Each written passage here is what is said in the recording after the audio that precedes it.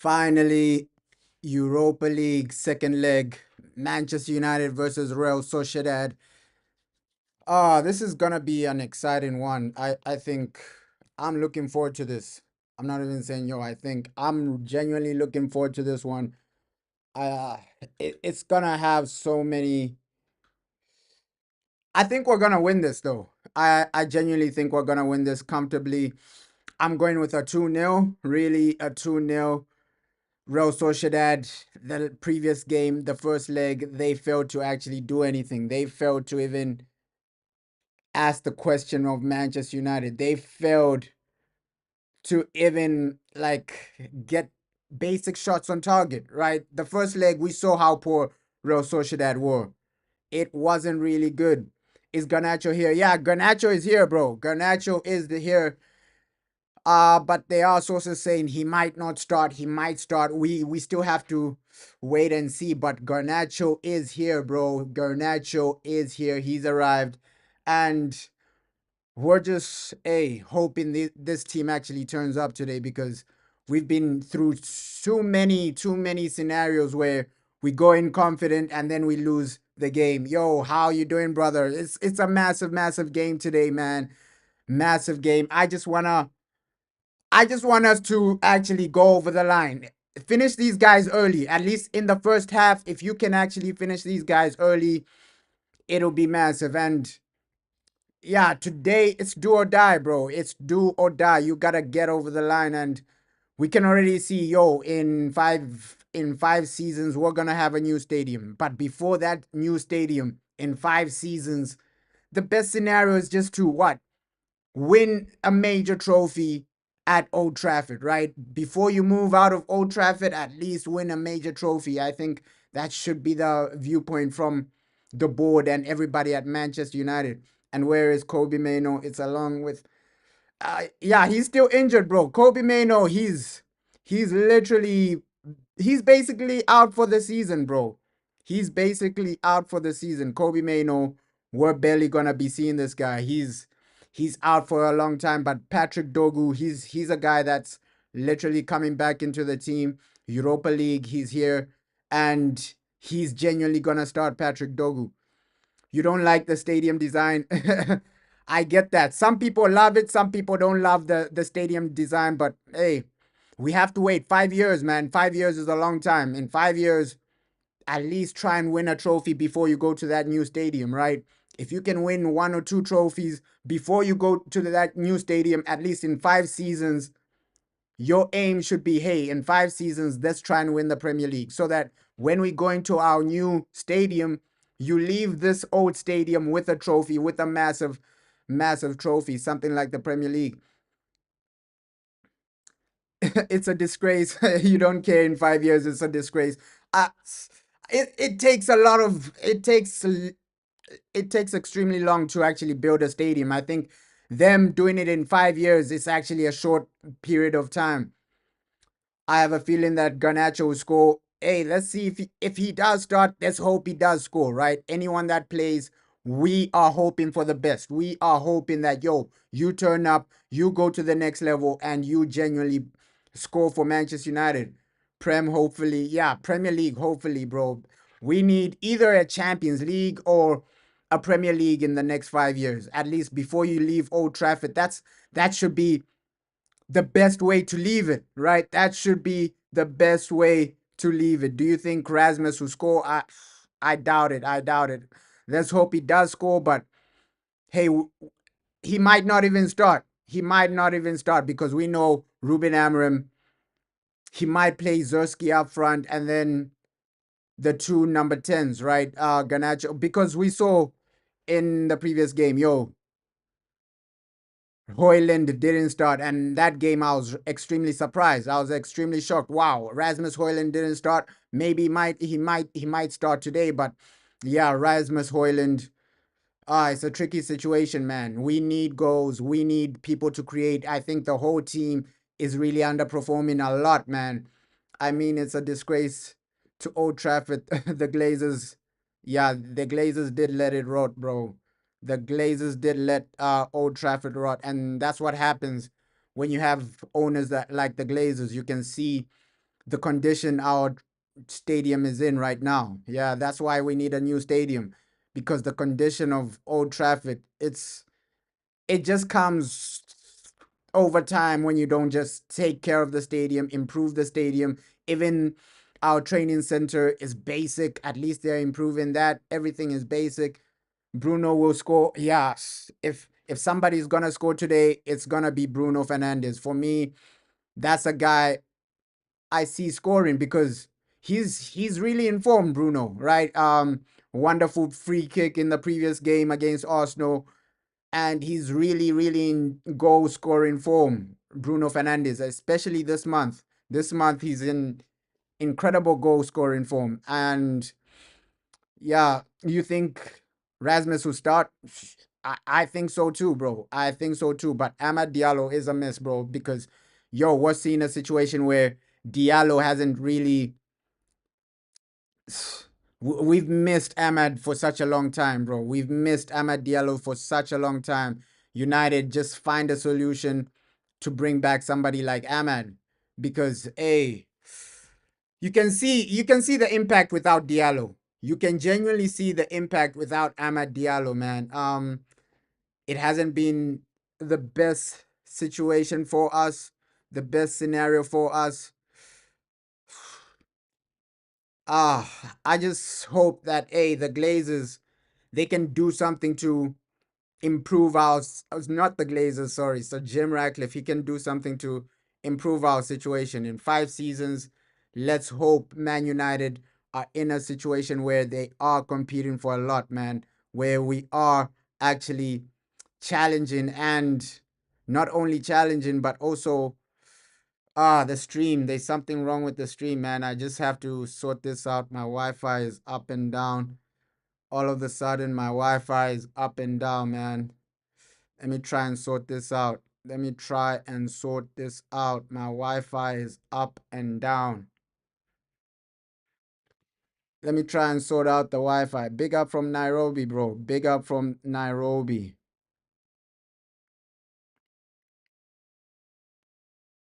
Yeah, it's lagging. Let me try and sort out my Wi-Fi quickly, man, because I also wanna put this display on the screen. I don't know why it's lagging now.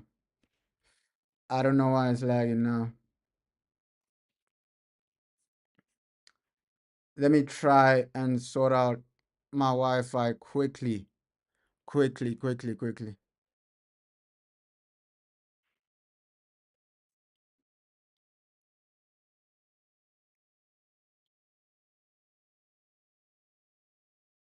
I think we should be okay now. I think we should be okay now, man. My Wi-Fi was so bad. Apologies for that. Apologies for that, man. Apologies for that. Wi-Fi problems. Apologies for that. Let me just see if the Wi-Fi is okay, man. Apologies for that, man.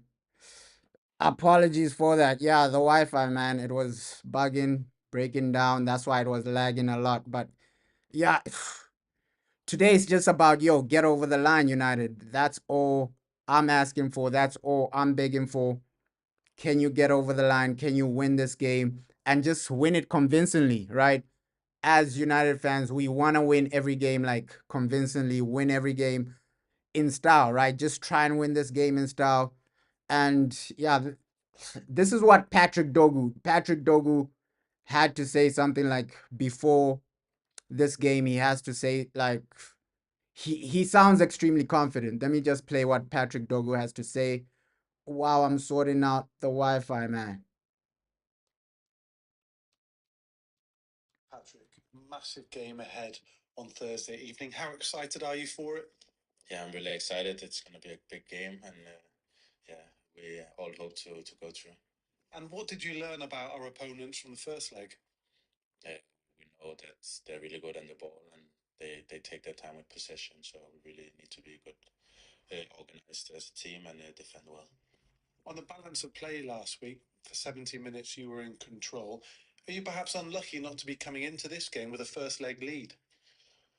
Uh, Yeah, obviously we wanted to win the first game, and we had the chances to do it. But yeah, after their goal, the game changed a bit, and yeah, I think we're just really excited to play tomorrow and get the job done. And do you and your teammates appreciate just how important this competition is to the club? Yeah, it's obviously a chance to win silverware, so everyone is excited and yeah, really wants to win the competition.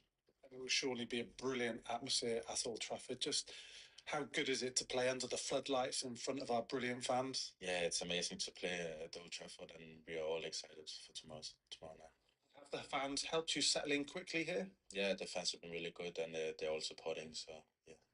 Just finally, I saw your post on social media about being in the Denmark squad. You'll get the chance to represent your country again. How proud are you to do so? I'm very proud to represent my country. It's a big honor, so I'm excited to play the games. Good luck for that, and good luck tomorrow. Thank you. Yeah, bro. You're saying 2-0 today. We should be winning 2-0, bro. We should be winning 2-0. These guys are extremely poor, bro. If you actually watch back the first leg, these guys, they barely created anything, right? Real Sociedad barely created anything. Without a penalty, they don't really score. You're saying you have a feeling of 2-2. Now, I'm confident that we will score, bro. This game isn't going to penalties at all, right? I don't really see this game going to penalties at all. We're gonna score. We're gonna be literally delivering early goals, man. Early goals. I think that Arsenal game might be a catalyst to take us to the next level, man. These guys are poor when they are creating. We saw the first game. We saw how poor they are creating, bro. I get that, bro. I get that, bro. Hey, they are toothless in front of goal. They are toothless. Yeah, they still scored against us because of a penalty, right? And we do suck at home, but overall, hey, United, I'm genuinely confident that we can genuinely win this, get over the line, and just get a comfortable result, right? It won't be easy, but I think we will get 2 goals in this game. I see 2 goals in this game. Bruno Fernandez and probably a delayed header or something like that. But it's gonna probably the goals are gonna come in the second half, right? It's gonna be a tight game. First few minutes, both teams are gonna be trying to take control, right? Just like the first game, the first leg. I expect to see what we saw in the first leg in this game, except that Man United score a bit more goals, right? That's just my prediction for today, man. I think we're gonna be confident in front of goal. I think we're gonna take our chances. I think we're gonna genuinely take the game to these guys. Yeah, we should have won like 3-0, bro. We should have won like 3-0 because these guys they are literally poor in front of goal, especially in front of goal. They are extremely poor, man. Yeah, I get you, bro. A lot of fans, we have PTSD from Manchester United. Every time we back this club, they find a way to mess it up. They find a way to lose. They find a way to underperform. That's Manchester United, bro. They find a way to underperform. Maybe not finding the back of the net as regularly as we want him to, versus him not getting the service to be able to port the ball.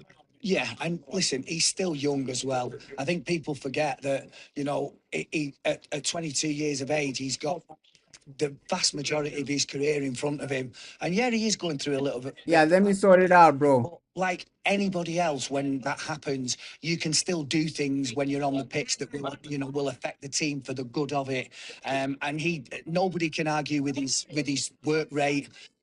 There are obviously things that he's going to have to improve on. And any footballer will tell you that there's always things that they can improve on. And he's not just Rasmus Højlund. So before that, and they'll be here for every game going forward. Got it back, Matty. Sorry. Aidan Heaven, 2 appearances for Manchester United now. Came on after Lenny Yoro was unable to continue in the game against Arsenal. He's been absolutely brilliant. He's walking down here with Rasmus Højlund, who is going to move over and sign an autograph. walking in with Harry Amas too. He looked so accomplished on the ball when he came on against Arsenal. Well, you've got him, and obviously the unfortunate Lenny Yoro, who again is, you know, he's only 19 years of age, but Aiden Heaven, he was superb. He really was superb when he came on. Hugely, hugely important. Is it okay now? Yeah, I think might be okay. Might be okay, man. I think it might be okay.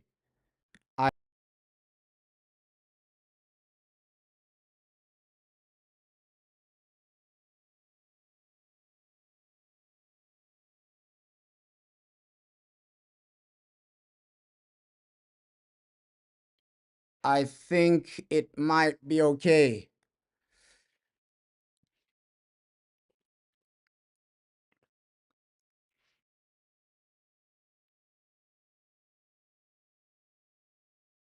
Keeps cutting out. Oh. Oh. Keeps cutting out. I get that. I get that. Wow. Okay, let me put this video on. I think the players have arrived in the players are about to arrive in the dressing room, and when that video comes out, I will put it on the screen. But overall, the vision for today just stays the same, man.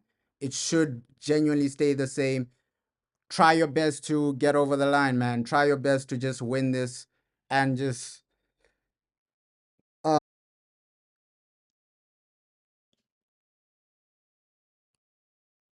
okay.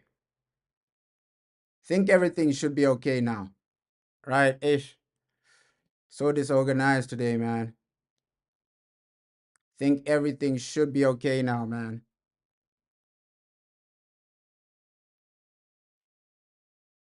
Yeah, I think everything should be okay now. Right? Oh,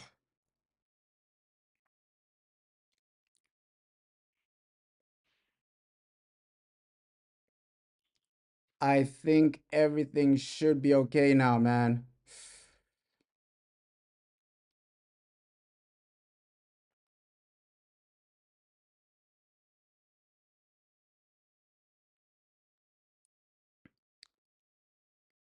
Let's hope it is genuinely okay, but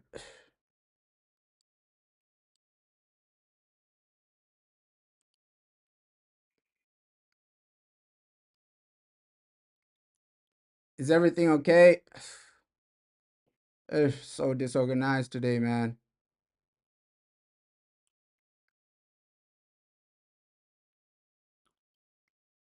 Yeah, but I think we're back. We're officially back. And yeah, it's a crazy situation, man. Apologies for like the way the stream is going right now, right? Apologies for that. But yeah, still looking forward to this game. I think we can win this, but it's gonna depend on how you as Man United, how are you playing? How are you starting? How are you genuinely what do you genuinely do in the first few minutes, right? And that is gonna be the determining factor of whether we win today or not, right? Let me put this video on. The players have arrived in the dressing room.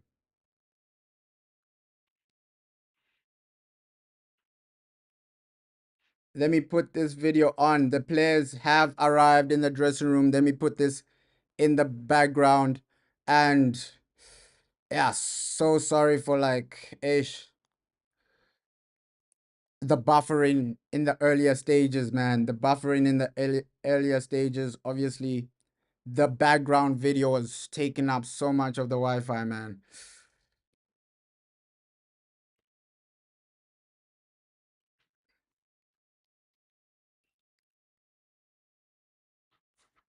Let me just sort this out.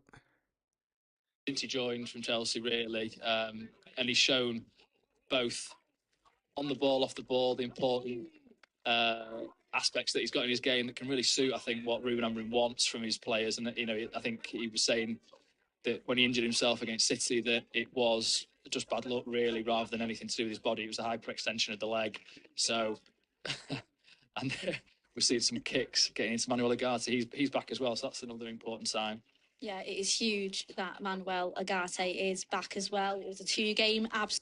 Yeah, Manuel Ugarte, today he might play, bro. He might play. I genuinely apologize for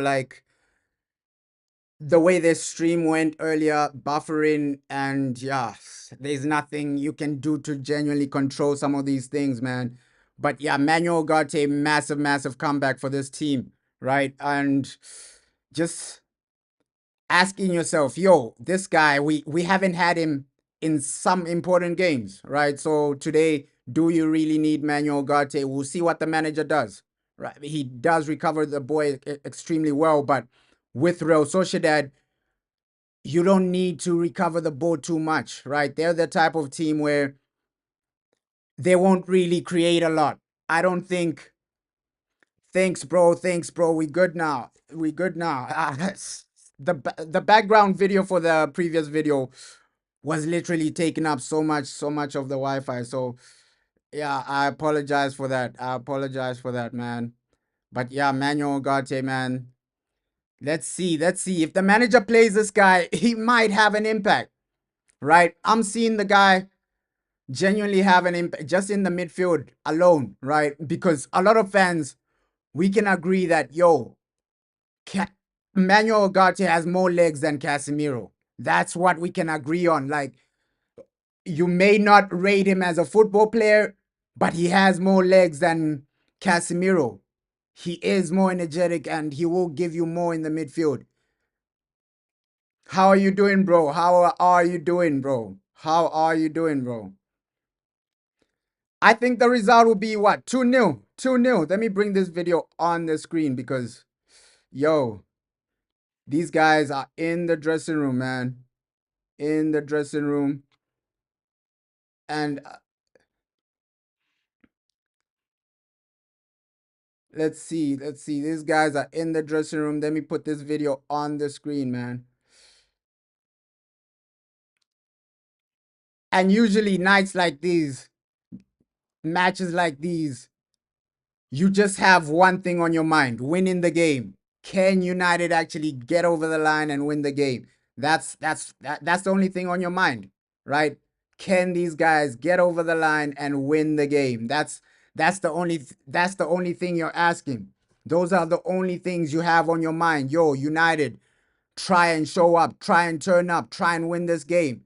We have a realistic chance to win this competition, because if you look at the teams remaining in this competition, it's not a lot of great teams, bro. We're probably one of the best teams in this competition based on the players we have. So United, just try your best to get over the line in this game. I think that should be the mindset from every Manchester United player. Let me put this on the screen, man.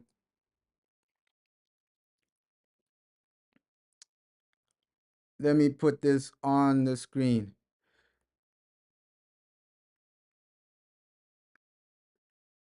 So there you go, man. Man United players in the dressing room. There you can see Christian Eriksen.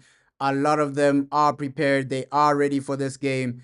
And let's see what type of result is going to genuinely come out, because a lot of these players, yo, they want to actually perform not only to win, but they also want to prove themselves, right? A lot of these players, they're under review. Guys like Diego Dalot, he's under review, right? Is his place safe next season? Next season, you might have a new right wing back. So when you have time to perform Diego Dalot, you got to perform. Aiden Heaven, this might be his big game. This might be his big chance at Manchester United, and he might genuinely get a start today, right? Aiden Heaven. And a lot of these players, bro, they can genuinely go on to the next level. And we just have to, as Man United, try and win this game. If you can win this game, if you can get over the line, if you can actually get the 3 points, sorry, not the 3 points, but get to the next round, right? Get to the next round, and then go to the next Premier League game. Just take it step by step, game by game. And Patrick Dogu back in the team, back in the starting lineup. He's going to be massive for this game, right? Obviously, in the Premier League, he has a suspension, but Europa, he can play. He's active, and he's going to be a massive, massive player for this game. If Rasmus Højlund starts, you need to score. You need to get over the line. And all these players, man, just try and perform. Just try and score. Just try and win. For Manchester United, we need a win today, man. We genuinely do. And yeah, bro, I hope you are as excited for this game as I am, bro. How are you doing, bro? Like, we just need to win this. If you can get this over the line, hey, these are the games we actually look forward to as fans, bro. Games like this. It can give somebody like Aiden Heaven development. You're right, bro. Like, if Aiden Heaven, just imagine if he starts today. That's a massive experience for you as a player, as an academy player, right? You're excited but nervous. Same with me, bro, because with United you never know what team is gonna turn up, right? We can be amazing, we can be horrible. You never know which United is gonna turn up. That's the beauty of football. You don't know what's gonna happen. Real Sociedad, somehow, some way, they can take us all the way, right? We've seen that in football. Teams taking us all the way, teams taking us to the extent, right? So we've seen so many situations where United, you're really not really coping with the opponents. Fulham, we thought we were gonna win against Fulham, and then penalties happened, we got knocked out. So being too overconfident shouldn't be happening, right? Every opponent you have in the Europa League, respect them and just take it game by game and just try and knock them out. Try and knock them out so that you, as Manchester United, you can genuinely start climbing up. If you can go to the final, right? Reach a semi-final. When you reach that semi-final, then the final is realistic, then the trophy is realistic.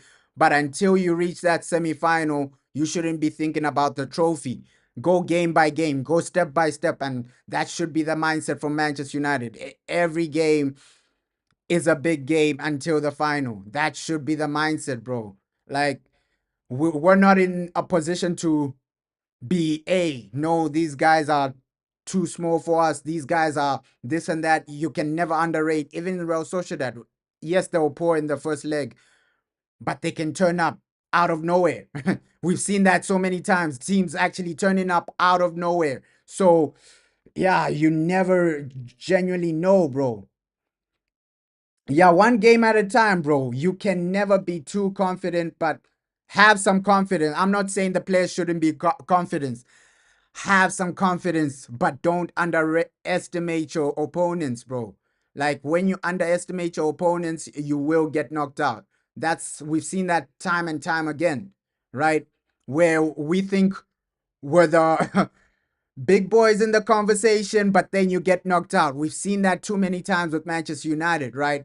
They fail. They literally allow the other team to win. We've seen that not only under Erik ten Hag, even under Ruben Amorim against Fulham. Fulham is the perfect example.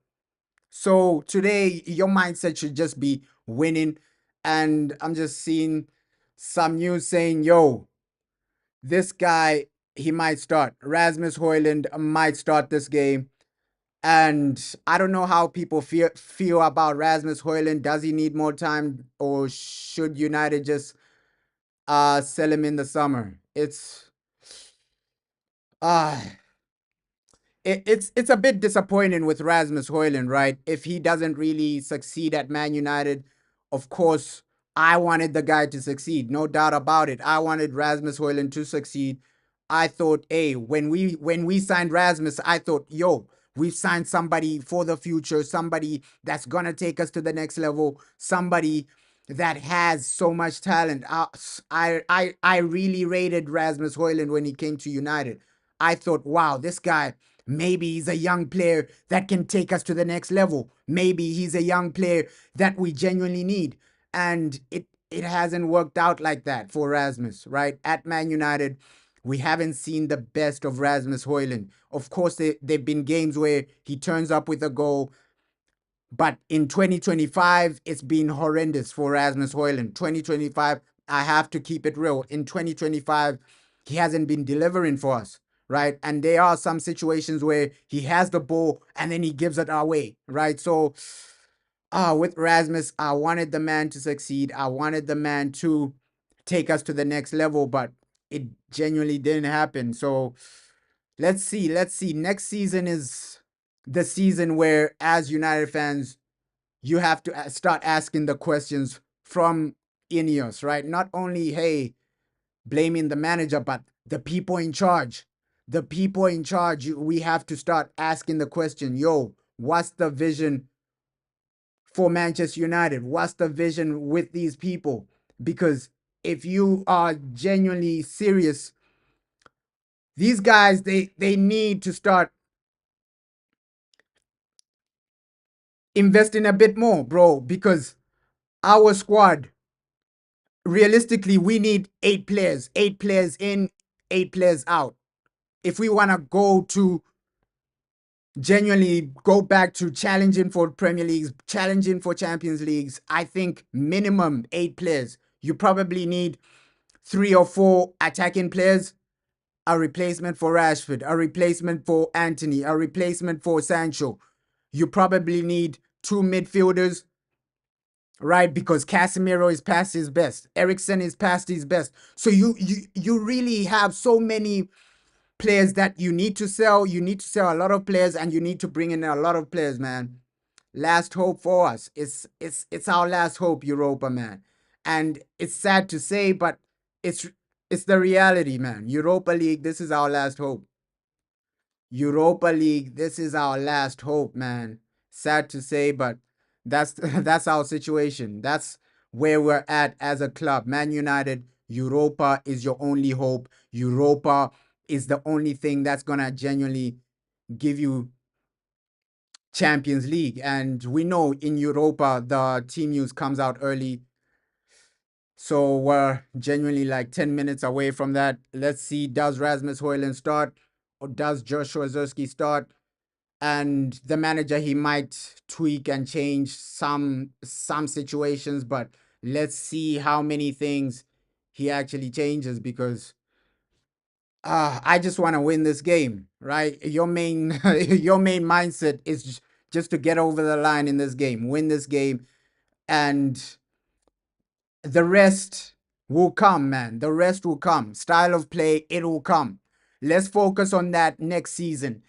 I don't care how you win the game, as long as you win. I know a lot of fans, we want to see a better football, this and that, but style of play, it will come with time, right? This man, obviously, he needs specific types of players, specific profiles, right? So things like style of play, they're gonna come with time. With time, I know, yo, this manager, if you give him the types of players he needs, he's gonna deliver. I genuinely believe that. And we've seen him linked with some of his old Sporting Lisbon players. And me, the only problem with that is you don't want a situation where majority of your team is full of, hey, ex-Sporting players. Let's not do what we did with Eric Ten Hag. I liked Quenda. I like the right winger from Sporting as well. So there are some Sporting players that you can bring in, but don't bring in the whole team. Don't bring in the whole Sporting Lisbon team.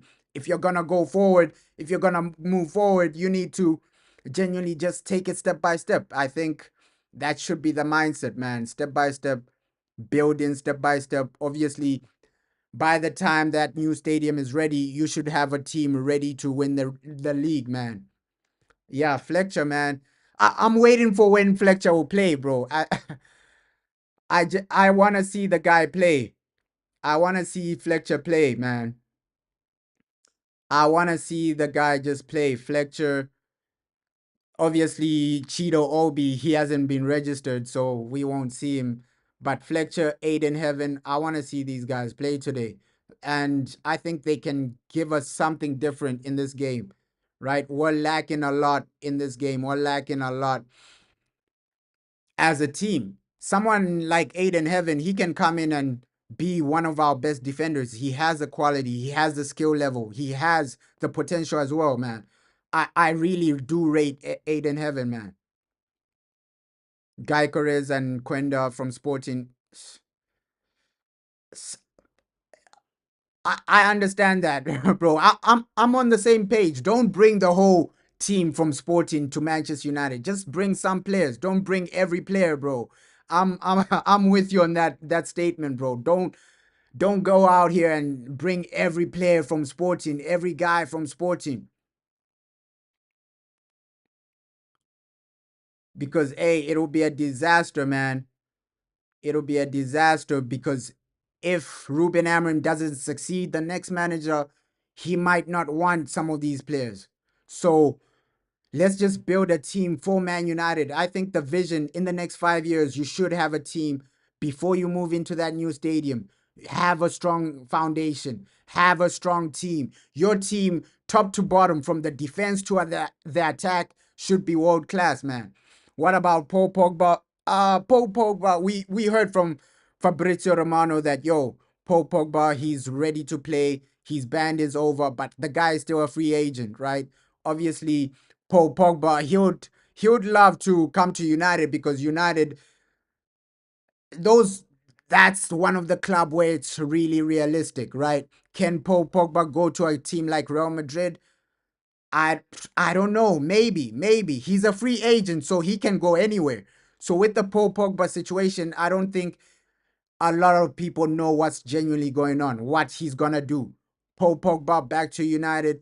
We don't know. We don't know. We don't know. We're still waiting for updates, maybe for Fabrizio Romano. But by the end of, I think by the end of this international break, because after our next Premier League game is an international break. By the end of that international break, we will have a realistic view of where Paul Pogba will end up, man. Of course, a lot of people, they're saying, hey, they don't want Paul Pogba back. Some people are saying bring back Paul Pogba. So it's a mixed feeling in the fan base. But ultimately, it's down to the manager. If the manager thinks, Paul Pogba, he's a guy I need till the end of the season, or he's a guy I need for 2 seasons, I won't be against anything the manager wants, right? Ultimately, it's up to the manager, right? And I think, if the manager tells the board, hey, I want Paul Pogba, I think they will bring him. It just depends on what the manager wants. Paul Pogba coming back to Man United depends on Ruben Amorim. We have to keep it realistic. We have to keep it realistic, man.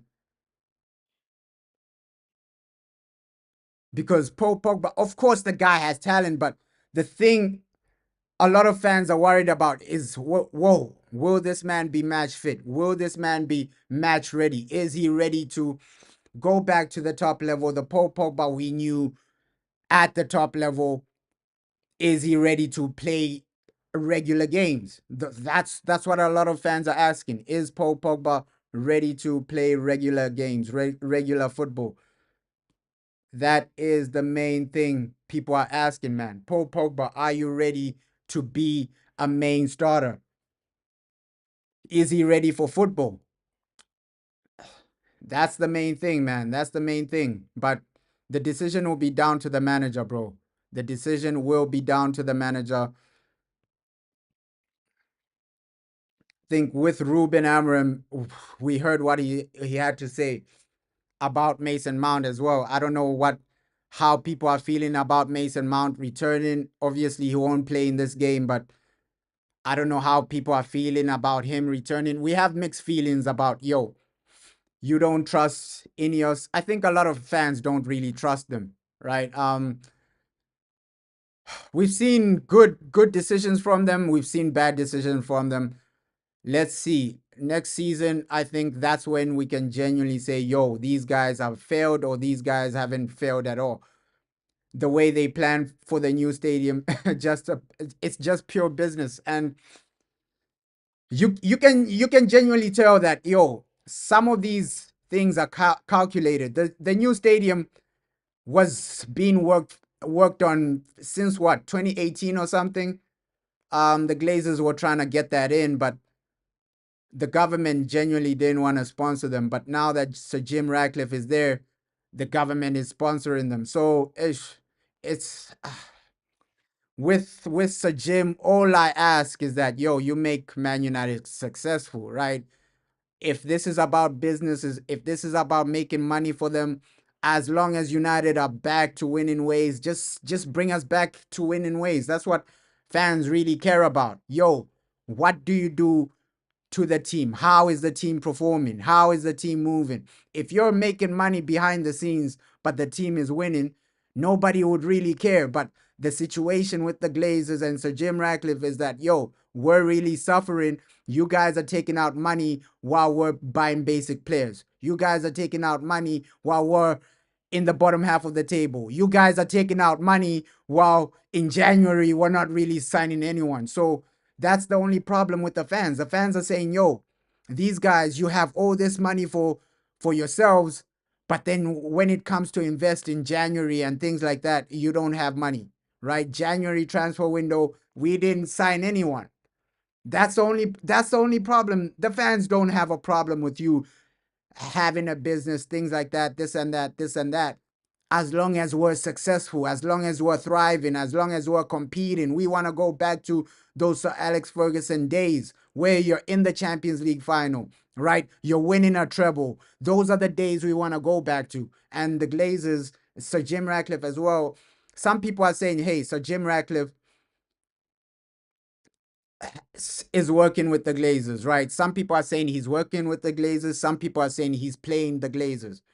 So we don't really know. Is he friends with the Glazers or is he playing the long game to actually snake them so that he takes full control? We don't know. We don't know.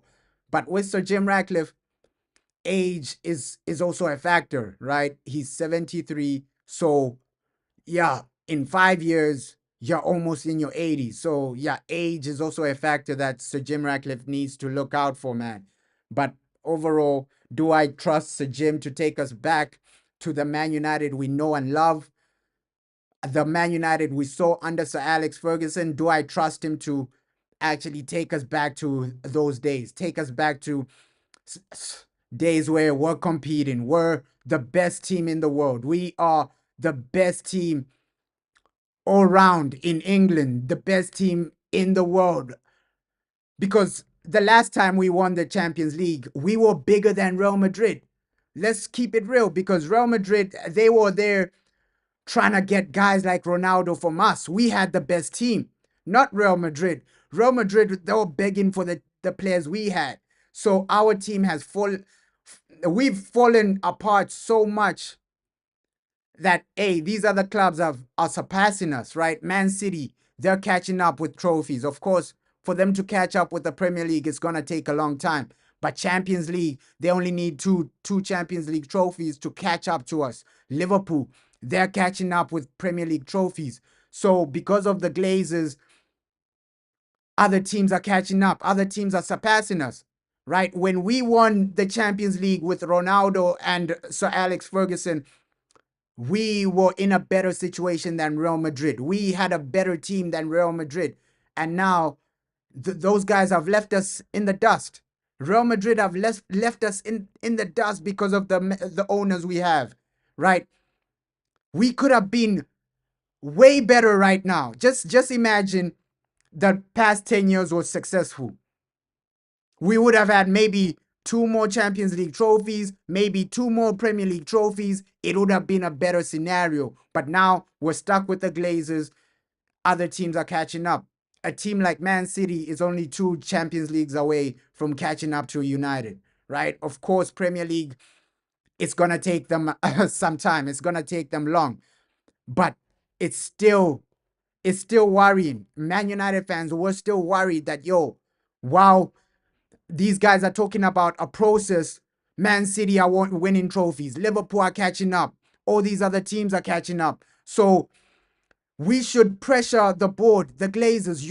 Every fan needs to pressure these guys, because the longer they're there, the more Man City are catching up to us trophy-wise. The more Liverpool are surpassing us trophy-wise, right? Because this season, Liverpool, they're gonna equal our record for Premier League trophies. 20 Premier League, 20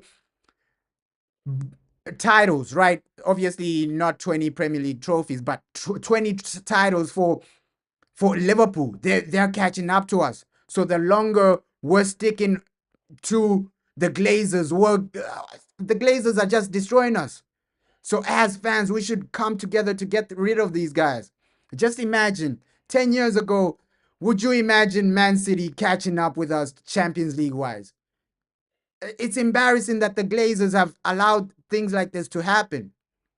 Because if you think about the last time we won the Champions League, we were only a few trophies behind Barcelona, the guys like Barcelona, right? Real Madrid weren't really, they didn't have a better team than us. Yes, they had more Champions Leagues, but they didn't have a better team than us.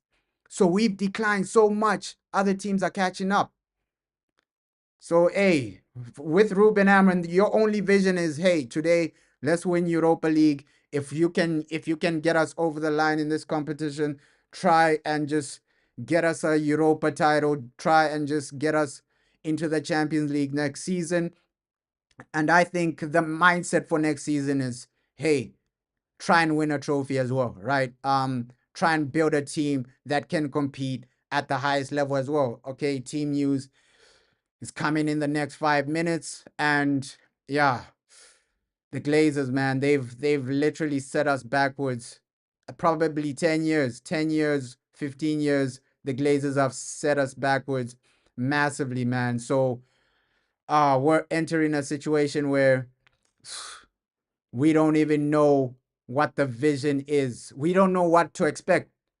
Maybe by the time the stadium is ready, we're still mediocre. We still haven't qualified for Champions League because right now our season, it's basic. We're having a basic season. The only hope is Europa League. So, United, man, can we get back into a situation where we are competing, where we are genuinely knocking on the door for some of these competitions, man? And Europa, you're only a few games away from winning it, right? You're already round of 16, then quarterfinals. If you get an easy team, you're in the semifinals. If you get an easy team in the semifinals, you're in the finals. So you're only a few steps away from the final. Europa League is realistic. I don't know why a lot of fans have given up on Europa. Some fans are saying, no, we might not really win it. But if you look at the teams in the Europa League, you can get to a semifinal. And once you get to a semifinal, it's genuinely realistic, right? If Ole Gunnar Solskjaer can get into a final of the Europa League, I think Ruben Amorim should be able to do the same thing, right? Yes, these players, if we make an argument, I think the team Ole had to get to the Europa League final was worse. Because right now you have a better defense. You have De Ligt, you have Lenny Yoro.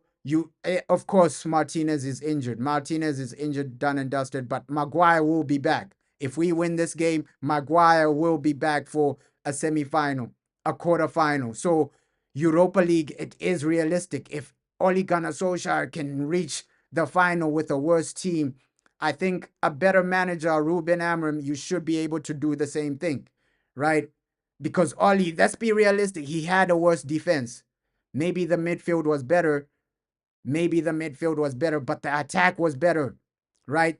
The attack we had to reach that Europa League final, I think he had a better attack, though. Our attack right now, it's really suffering. It's really dying. We don't have Amad Diallo. A lot of our players are injured. So with Ruben, I think he has a defense that can win him trophies. Defenses can win you things, right? If this defense can actually turn up in all our games, I think we can genuinely win the Europa. Europa is just about getting goals and keeping a clean sheet. I think with the teams that are left in the Europa League, you can do that. Tottenham probably might be your hardest challenge. Fenerbahce as well. But we've already played Fenerbahce and we didn't struggle too much, right? We didn't struggle too much. Yes, we struggled, but They're beatable. All these teams are beatable, man.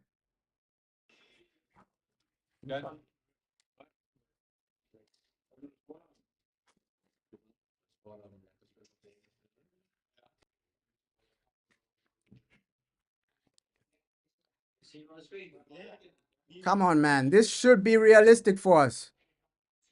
Winning this game should be realistic for us. And I don't know why fans have genuinely, given up on this competition, but it's realistic. I think, you get past these guys, you hit a quarterfinal, that's when you can genuinely see the trophy. That's when you can genuinely see the trophy. Was so close to that. Let me put the team news. Let me put the team news on the screen, man. Oh, come on, United. Please just get over the line in this one, right? Of course, I'm saying Europa is realistic, but we know our team. They're up and down. They're up and down. They can mess it up at any time. That's the only worry, right? With this team, you should be able to get to the final. And when you get to the final, it's realistic. But we know our team. We borrow so many games. We underperform in so many games. Games that you're supposed to win. So it's hard to predict. It's hard to predict. But this team, you should be able to. Oh my God, Rasmus Højlund likely to start. So team news is dropping in a few seconds, and Rasmus Højlund might be recalled into the starting lineup. So yeah, a few seconds until this team news. Will the manager play somebody like Christian Eriksen in the number 10 position? He was hinting of a Christian Eriksen, right? We saw what he was saying before the game, like, he might use somebody like Christian Eriksen. That might be a game plan for Ruben Amorim, but I'm definitely sure Diego Dalot, he's starting today. No doubt about that. He always starts. Diego, Bruno, these guys always start. But someone like Toby Collier, does he get a start today? That's what I'm asking. But Aiden Heaven, it's a massive game for you. Massive, massive game. Let me prepare the visuals for the team news, man. Let me prepare the visuals for this team news. Come on, United, can you just get us something? Get us something, man. Please, please, please, please, please, please. And we've seen these rumors about Jadon Sancho returning. I don't know what's happening with this club, because will the deal fall apart for Jadon Sancho? Jadon Sancho staying at Chelsea, will that deal fall apart? We're hearing a lot of rumors saying, Jadon Sancho coming back to United. It's likely, it's possible. So we're hearing so many journalists saying, hey, Jadon Sancho, he's refusing to agree personal terms with Chelsea. Of course, he still needs to agree a permanent contract, right? He only has a loan contract with Chelsea. He still needs to agree like a permanent contract. And a lot of people are saying, yeah, the team lineup is coming, bro. It's coming. It's still dropping. Still waiting for it. Still dropping. Still waiting for it. It's coming, bro. It is coming, bro. It is coming. It is coming. But the Sancho situation, people are saying, hey, he's refusing to agree a contract with Chelsea. So there is a possibility that we might see Sancho next season. If he fails to agree a contract with Chelsea and then everything falls apart, we might see Jadon Sancho next season. But my viewpoint on the Sancho situation is that, hey, the relationship between both is already ruined and damaged, right? You can see a lot of the fans, they don't want Sancho back, and Sancho as well. I don't think he wants to come back either. So I think the relationship between both it's been destroyed. It's being destroyed. I think the best for Jadon Sancho is just to stay at Chelsea. That should be the move for him. Don't try. Obviously, he's trying to get the most money. That's why he's refusing to agree a contract with Chelsea. Chelsea, they're offering him less money than he was on at Man United. So he's so used to being like top 3 earners now at Chelsea. They don't want to pay more than they pay Cole Palmer, right? So that's the main situation with the the Sancho contract and Chelsea, right? They're failing to agree because Sancho at United, he's making more than Cole Palmer. But at Chelsea, they're telling him, no, you can't be making more than Cole Palmer. This guy's the guy that's been delivering for us week in, week out. We don't want Sancho at Chelsea. Take him back. Why don't you want Sancho at Chelsea, bro? Why don't you want Sancho at Chelsea?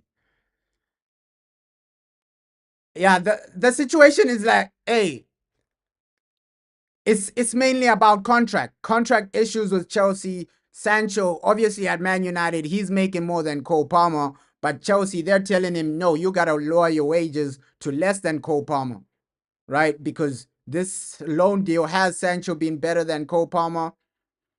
I don't think so. So the contract will determine whether Sancho comes back or not, man. His agreement with Chelsea will determine whether he comes back or not. But hey, we'll see. We'll see that situation, man. We'll see that situation. I just want United to get players that can compete. Like if somebody can compete and help us reach the top level.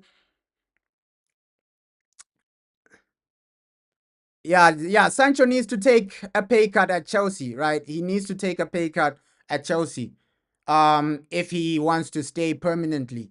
Obviously, he's on a loan contract. Right now, it's a loan contract, not really a permanent contract. So he's still negotiating with Chelsea for that permanent contract. And right now, he has to take a pay cut because Chelsea, I don't think they'll pay him more than they're paying Cole Palmer. We know that, Cole Palmer, he's one of their stars. He's their main guy. So Sancho, they're telling him, you gotta take a pay cut. You gotta take a pay cut. We can't be paying you more than our main guy, Cole Palmer. Aiden Heaven starts for Man United as we anticipated. Team news is out and it's time to perform, United. It's time to perform. Bruno, Onana, Mazraoui, Aiden Heaven. Aiden Heaven is the big one. Aiden Heaven starts for United. And yeah, let me put this on the screen. Aiden Heaven is the big one. He starts.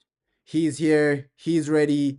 I think, Aiden, just show us what you can do, man. We know the talent from you. We saw some of the talent against Arsenal. Aiden Heaven, today's your day, right? Your first official start for Manchester United. So, and probably his first start in the Europa League, right? So Aiden Heaven is a massive game for him. Great to see that the guy is starting. Here is the team news, right? Onana, Mazraoui, Delit, Bruno Fernandez, Hoyland, Zerski, and we knew Rasmus Hoyland was gonna come back into the team. Garnacho does start, Casemiro starts, Diego Dalot, we knew Diego was gonna start, but the big ones are, Aiden Heaven is starting for Man United. Aiden Heaven he is a top player, bro. Aiden Heaven, he is a top player. And this is probably the biggest game he's ever played. Because let's remember, this is a round of 16 game in the Europa League. Round of 16. There's no game like this in academy football, right? He's never started a game this big in his life. So Aiden Heaven, this is the biggest game he's ever started. From academy football to Europa League, this is probably the biggest. I know the Arsenal game was big for him, but he never started the Arsenal game, right? This is probably the biggest game he's ever played in his life. Round of 16, Europa League. So Aiden Heaven, let's see how he deals with that pressure, right? Because sometimes some players, they let the pressure get to their heads. Oh no, it's a round of 16 game. And they're all nervous, they're all shaky. So yeah, Aiden Heaven, just relax. We know it's a big game. Just relax. Keep it simple, and just do what you did against Arsenal. We saw the talent from you, and now you deserve this start. Just keep it simple, man. Keep it simple, and let's hope Aiden Heaven isn't like Kambwala, because Kambwala, we thought, yo, this guy has talent. Wow, Kambwala. This guy is gonna go far. Wow, Kambwala. And a year later, we had to sell Kambwala. And yeah, let's hope Aiden Heaven is the truth. Let's hope Aiden Heaven will deliver. Because with Kambwala, he had the basic fundamentals of a good defender, right? I don't know why it didn't work out, man. I don't know why it didn't work out. But Aiden Heaven, I think Aiden Heaven is way better than Kambwala. I have to say that.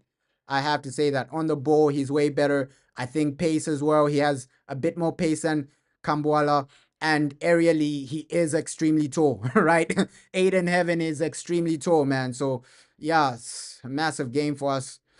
Massive start for for Aiden Heaven. Josh Rozersky as well. Yo, Josh, he's starting in that number 10 role. He's been comfortable in those number 10 positions, Josh Rozersky. No doubt about it.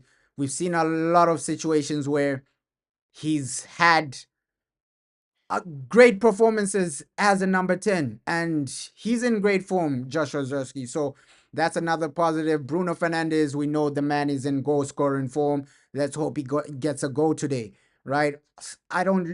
I see this team and say, yo, you should be able to deal with Real Sociedad. All these players that have been selected are good enough to get something. It's only the bench. The bench, Harry Amas, will he come on? A lot of fans want to see Harry Amas, Toby Collier. Will the guy come on? So the bench is also good. Can we win this, United? Can we win this? That's the only thing I'm praying for. A win and a massive result in this game is is what we should be aiming for. But overall, all these players are good enough. Patrick Dogu, we know he's gonna start as well. So, hey, it should be simple for United. Yo, score the first goal. If you score, just keep it defensively tight. And with Real Sociedad, they're so toothless that, yo, these guys, if you score 2 goals, I think it's gonna be game over, because I don't see Real Sociedad scoring more than 2 goals, even more than 1 goal. They can get 1 goal, but 2 goals, I don't see that. It should be comfortable for United today. And the main guys, Bruno, just turn up. Lead by example. Lead as the captain. You are the captain of Man United. Lead like that. And obviously, this team, if you're gonna win the Europa and make it into the Champions League, this team isn't genuinely good enough to compete in the Champions League. But for Europa, this team is good enough, bro. Yo, how you doing, bro? This is the team news. This is the team news. For Europa, this team is good enough. If this was Champions League, I would be looking at this team and saying, hey, some of these players aren't really good enough for Champions League. But Europa League, I think this is their level, man. This is their level. Let them win the Europa. You're good enough to win Europa. If this was Champions League, I would say, nah, no chance this team is winning the Champions League. But with Europa, this is their level, man. This is their level. Some of these players, this is their level. I think Casemiro, he's past his best, right? He's still a good player, no doubt about it. But he's past his best. We'll probably move on from Casemiro next season. And yeah, let's just see what we do in the transfer window. Transfer window will determine our season, man. I think, yo, just have a good transfer window, have a good season, and genuinely just start going step by step. If you can go step by step, trying to improve the team step by step, trying to go back to the top. Because we saw how Man City improved their team. It wasn't overnight, man. It wasn't overnight. We saw City, they had a game plan, right? Step by step. Okay, let's bring in this manager, let's bring in that manager, let's try this manager, let's try this player. So Man City, they had a strategy, bro. Yeah, I said that before. Yo, Ogate, we don't really expect him to start, right? He's coming back from an injury. I don't think the manager would throw him into the deep end, bro. Like that would be extremely stupid to throw Ugarte into the deep end right after an injury. You might just worsen his injury, right? So just wait for him to fully recover. Of course, maybe the next Premier League game he might play, but right now, I think Ugarte he might come off the bench, but throwing him into the deep end after an injury, it wasn't gonna be the smartest idea, bro. United all the way. We will win, bro. Just have that confidence. Guys, our history is all gone. I don't think our history is all gone. I'm just saying, yeah, Liverpool are catching up trophy wise, right? Of course, Liverpool, they have more Champions Leagues. They're going to catch up title wise. They're going to win the Premier League this season and catch up title wise. But I don't think our history is gone, right? Man United, even if Liverpool catch us with British titles, English titles, EPL, right?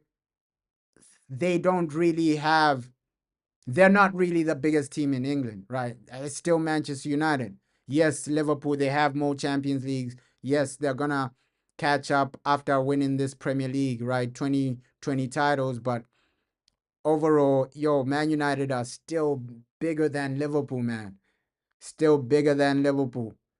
And yeah, the only way Liverpool will surpass us is if this carries on for another 10 years, right? How the Glazers have been running us carries on for another 10 years, and then Liverpool win 3 or 2 more Premier Leagues or even 2 more Champions Leagues, and then we're stuck in a situation where another 10 years you're not competing, another 10 years you're just in Europa.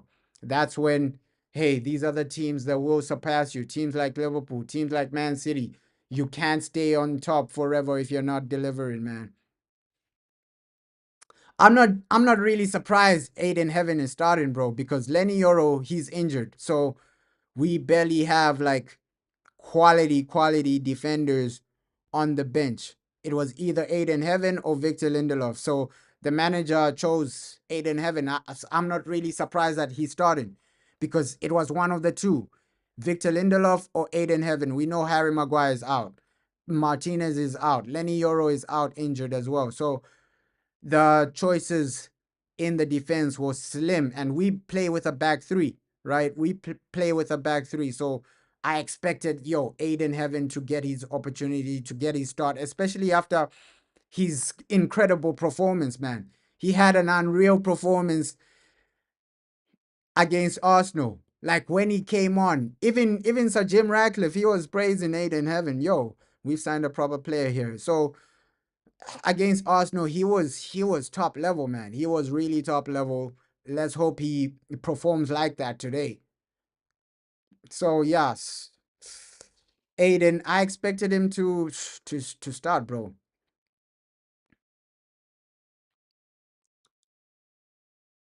Hey, yeah, trophies, bro. Trophies are what put you on top, right? Trophies, Premier League trophies are what put us above Liverpool, right?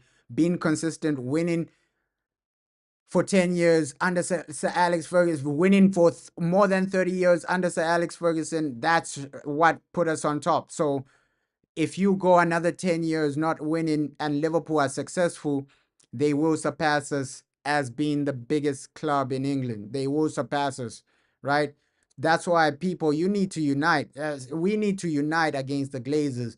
Get them out before 10 years, because this situation of Sir Jim Ratcliffe, he's saying, in 5 years, the stadium will be ready, but you still need to compete because these other teams, they are surpassing us.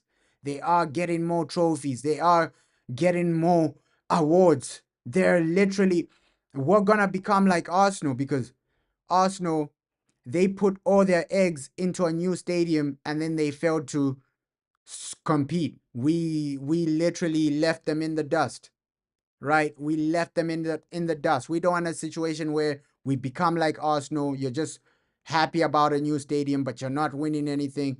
So if this continues for another 10 years, you're just in Europa League, underperforming. Clubs like Liverpool, they will surpass you. right? Clubs like Man City, they will surpass you. So what the Glazers are doing right now, it's worse than we can imagine. That's why a lot of fans, they were saying, yo, we need the Qataris now. This thing of a process with Sir Jim Ratcliffe, we don't have 10 years. Liverpool keep winning, right? Man City keep winning. If you go another 10 years without competing, these guys will surpass you. They will leave you in the dust, right? You're going to become like Arsenal, another 20 years without a trophy, 20 years without a Premier League title. So we should be upset, bro, because the board, they're trying to cover up our failure with a new stadium. Oh no, in 5 years we'll have a new stadium. That's what happened with Arsenal. Oh no, you have a new stadium, but then in 20 years you won't win anything. So we should pressure guys like the Glazers, guys like Sir Jim Ratcliffe. We need to pressure all these people because other teams are winning, other teams are improving, right? Even Newcastle, they might they might come up with some trophies, right? So Chelsea, you don't want a situation where Chelsea win another Premier League before us. Liverpool, they might win 3 more Premier League titles before we do. You don't want that situation. And now, from being above Liverpool with Premier League titles, they go 3 above you. You don't want that situation. So this process of Sir Jim, that's why I wanted the Qataris, because the Qataris, they were saying, yo, we're going to start competing now, right? There's no, oh no, in 5 years, we're going to be the best team. In 5 years, Liverpool might win 3 more titles. Come on, man. We need to add some pressure on these guys. Sir Jim Ratcliffe, the board, and even the Glazers, man. You need to get them out right now, because people say no, in 10 years, Sir Jim will buy all the shares. In 10 years, Liverpool will have maybe 5 more Premier Leagues. That's the situation we're in, right? In 10 years, Liverpool will have maybe 5 more Premier Leagues, 2 more Champions Leagues, and now they've left you in the dust. Because it's not like we're competing with nobody. Other teams are improving. Liverpool are improving. Man City are going to come back. Chelsea, they might come back, right? Newcastle, they're ambitious as well. They're growing. So these are the teams while you're waiting for Sir Jim Ratcliffe to buy 100% of Man United, we're getting left behind. We're getting left behind by guys like Liverpool, guys like Man City. So, hey, we need to do something as United fans, man. We need to do something as United fans. And it's now or never, man. Try and win the Europa League. I think as United, you need to be competing every season. We make enough to be competing, right? We make enough as a club to be competing. Of course, we're in debt.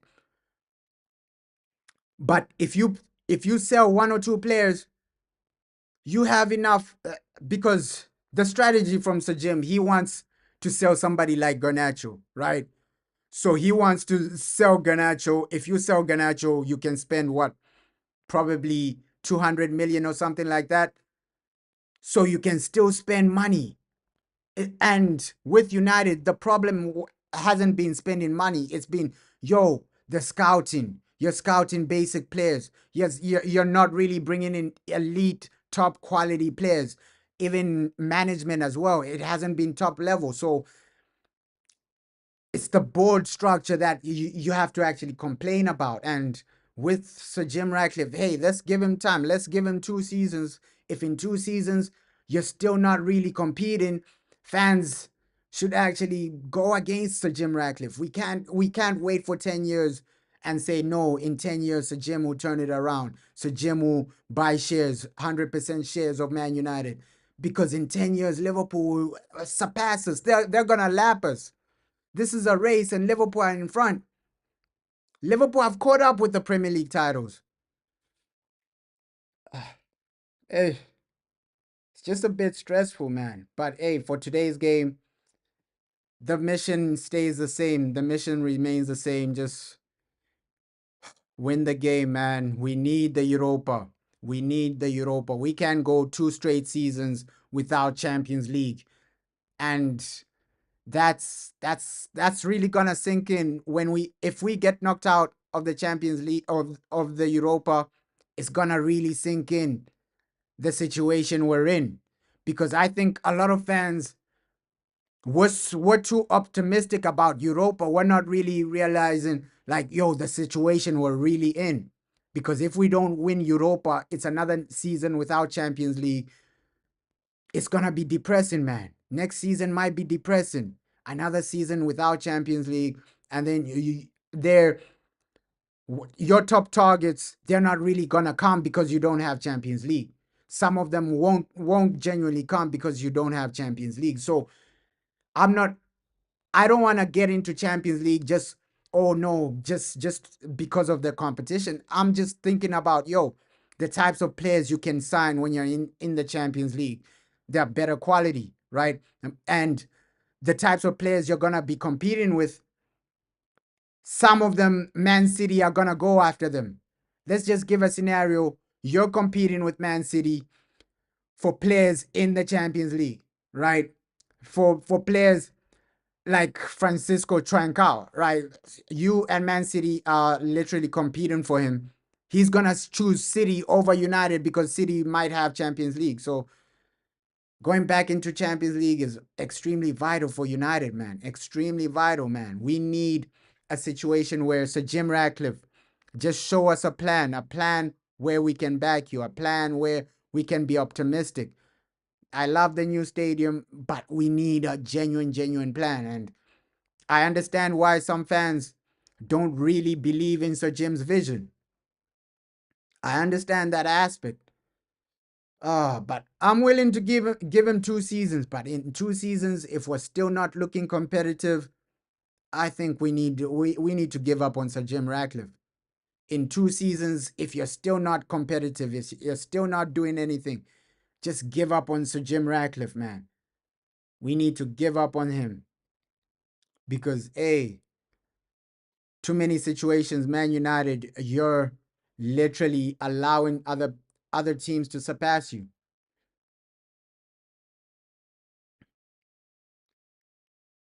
Come on.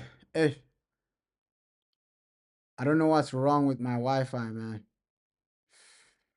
Don't know what's wrong with my Wi-Fi.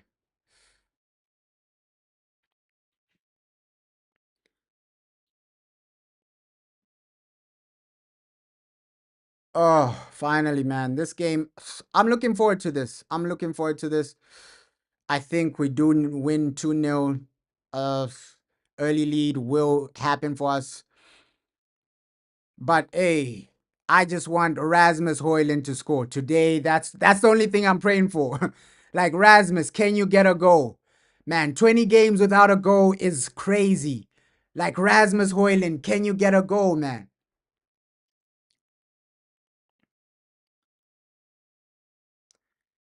Yo, it's 2-2 aggregate. Oh my God, Roma versus Bilbao. I think Bilbao will go through, right?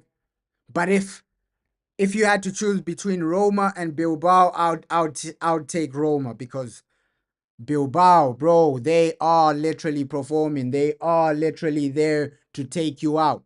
Bilbao are not a joke. So if you had to choose between Bilbao and Roma, I'm taking Roma. Because Bilbao,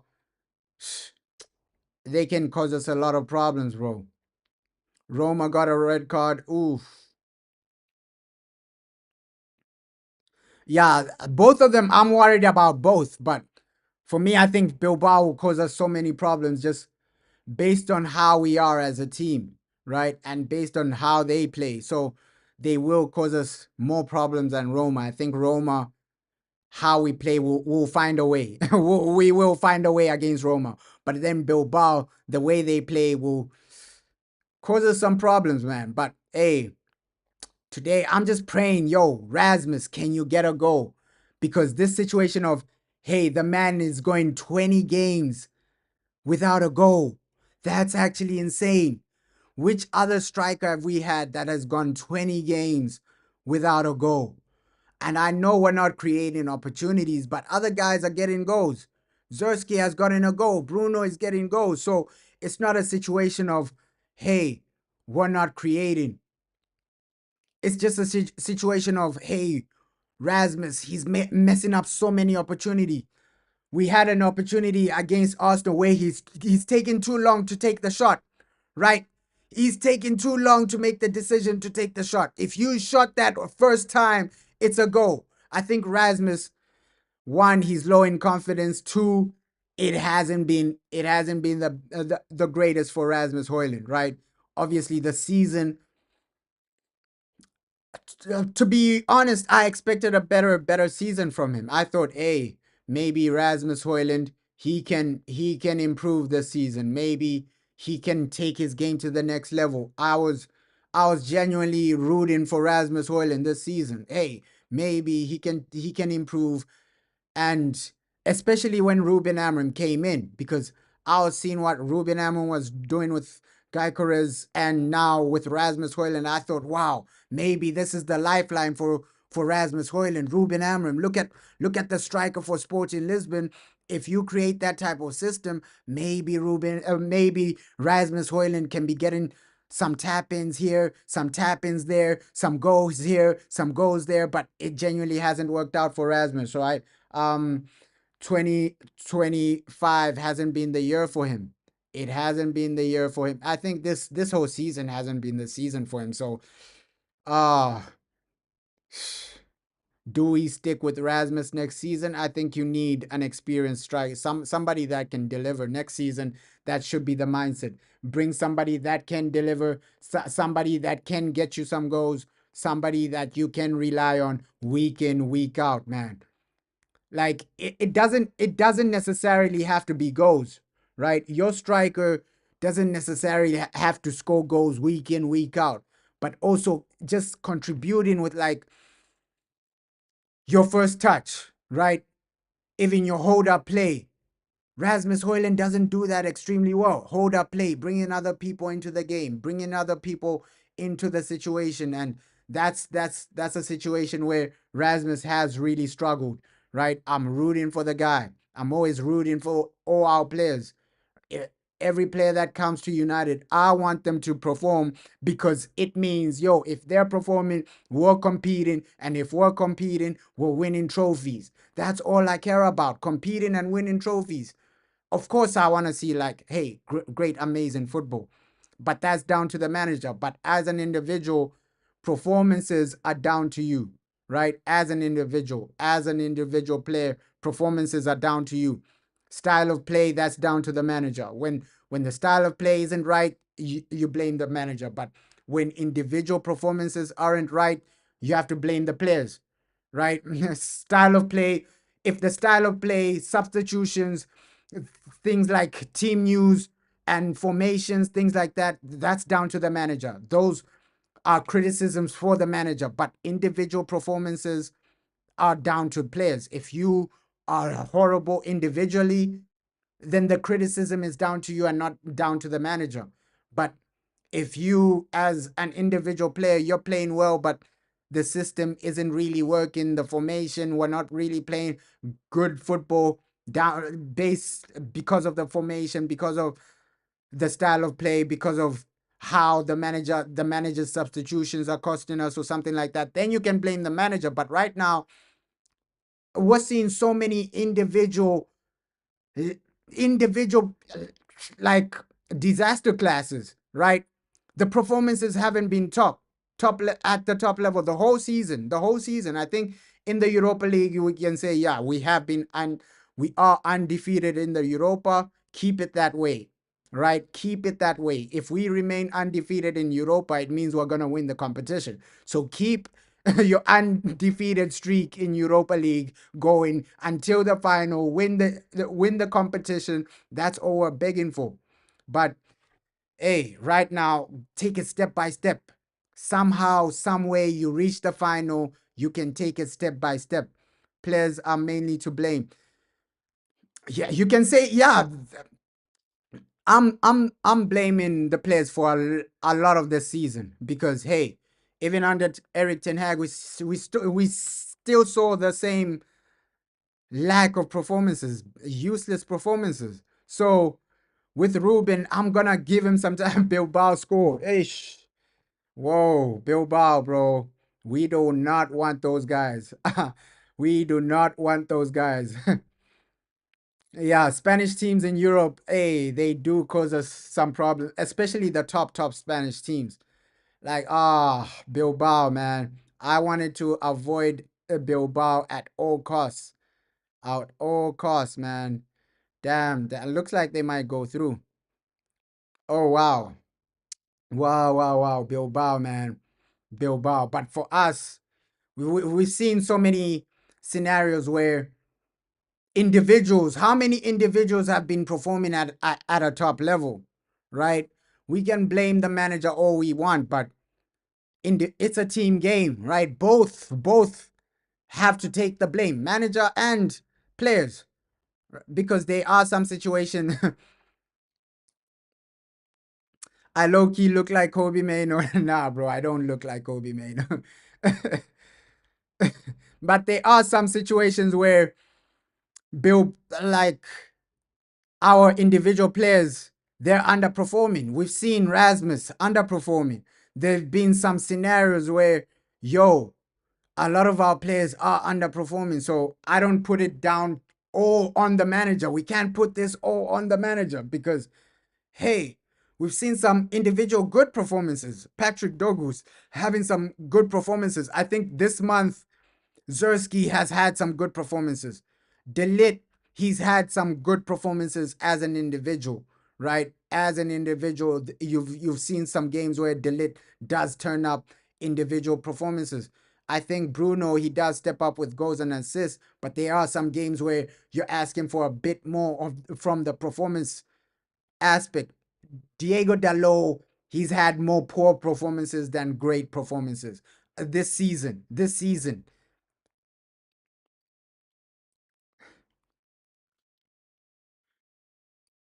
I don't look like Guadrado, bro. I don't look like him, bro. Like, nah. I don't look like him. Let's hear what the manager has to say, bro. Because before this game, we obviously have some anticipation of Ruben. Obviously, criticism will come. If Ruben doesn't win this game, a lot of criticism will come. Like, people only want results. And with a lot of fans, they're only putting their hopes in Europa. Europa is the last hope. And Europa, for some fans, is the only thing keeping Ruben Amorim in the job, right? Some fans, they're saying, if Ruben doesn't really win Europa, they want him out. So there are some fans that want him out already. There are some fans that want to see, okay, let's see what he does with his own players. So with Ruben, this is a massive competition for you. If you want to keep majority of the fan base on your side, you got to be winning a Europa League. You got to go far in Europa League, because I'm just saying, if we get knocked out now, it won't look good. It won't look good for Ruben Amorim. We need Champions League football, bro. Not only for better players, signing better players, but also for just, hey, as United, you don't want to go a season without European football. It's just better all round. It's better for the club. The club makes more money in Champions League. The club gets better players when you're in Champions League. It's just better all round for the football team. Man United, you should be aiming to be in that Europa. Sorry, to win that Europa so that you can be in that Champions League. That should be the mindset from Ruben Amorim, man. Please, just turn up, perform, take us to the next level. I think we've had a lot of situations where we want to see great performances. We want to see the team literally compete. Every fan wants to see Man United compete, right? And today might be the day where we see the level of, okay, is Europa realistic? Because if you reach a quarterfinal and then you go past the quarterfinal into the semifinal, I think until we reach the semifinal, that's when we can say, Europa is realistic. Because right now, Bilbao are a strong team. These other guys are strong opponents, so you can't really look down on anybody. Nobody is really a walkover in these competitions, man. Nobody, bro. Nobody. So it gets us a lot of money, Champions League. So do the most to win this Europa League, because one, you're gonna win the prize money from winning Europa, and two, next season the Champions League is gonna be paying you some money, and that's only positive, right? That Champions League money is different. You need that Champions League money. So you need the Champions League money. You need the status of being in the Champions League for some players. Of course, Man United, even if you're in Europa, you can still sign quality players. But there are some players that only love Champions League teams, that only want to play when they're playing for a Champions League team. So you have scenarios like that where some players, they only want to play, are you in the Champions League or not? That's all they care about. So today is one of the days we see our level, man. We see our level for real. Yeah, on paper, we should be favorites to win Europa, bro. Our team is way better than a lot of teams. But you can see that, teams like Bilbao, it's not about paper. These guys are just a good team all around, right? The way they're playing. And we will be facing teams like Fenerbahce. Fenerbahce is because of their manager, Jose Mourinho. He can find a tactic to knock you out. That man, tactically, you can never write him off. So on paper, our team is the best team, but there are other teams with guys like Jose. He's a guy. He's a game changer, because tactically, he can change the game for you, right? So it's not really about on paper. It's just about what you do in reality, what you do on the field, what you do against Real Sociedad, what you do in the Europa League, how far you go. Yeah, Nico Williams, he is a he's a good player, bro. Nico Williams. I think, we should have gone for him a few years back, Nico Williams. Like, we should have gone for him a few years back, because Bilbao have some good players. I won't even lie. I see them in La Liga.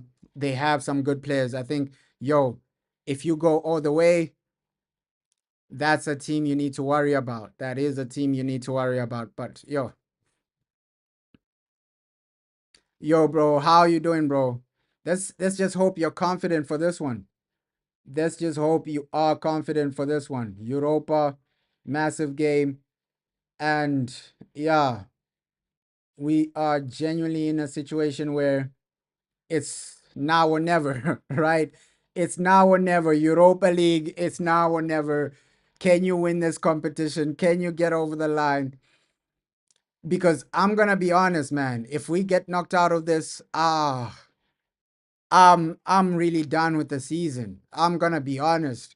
Like, without Europa, I can't be focused on Premier League where we're bottom half of the table. That's the only thing. So Europa is the only thing we have, because I won't be able to cope if we get knocked out of the Europa League. It's gonna be hard to cope.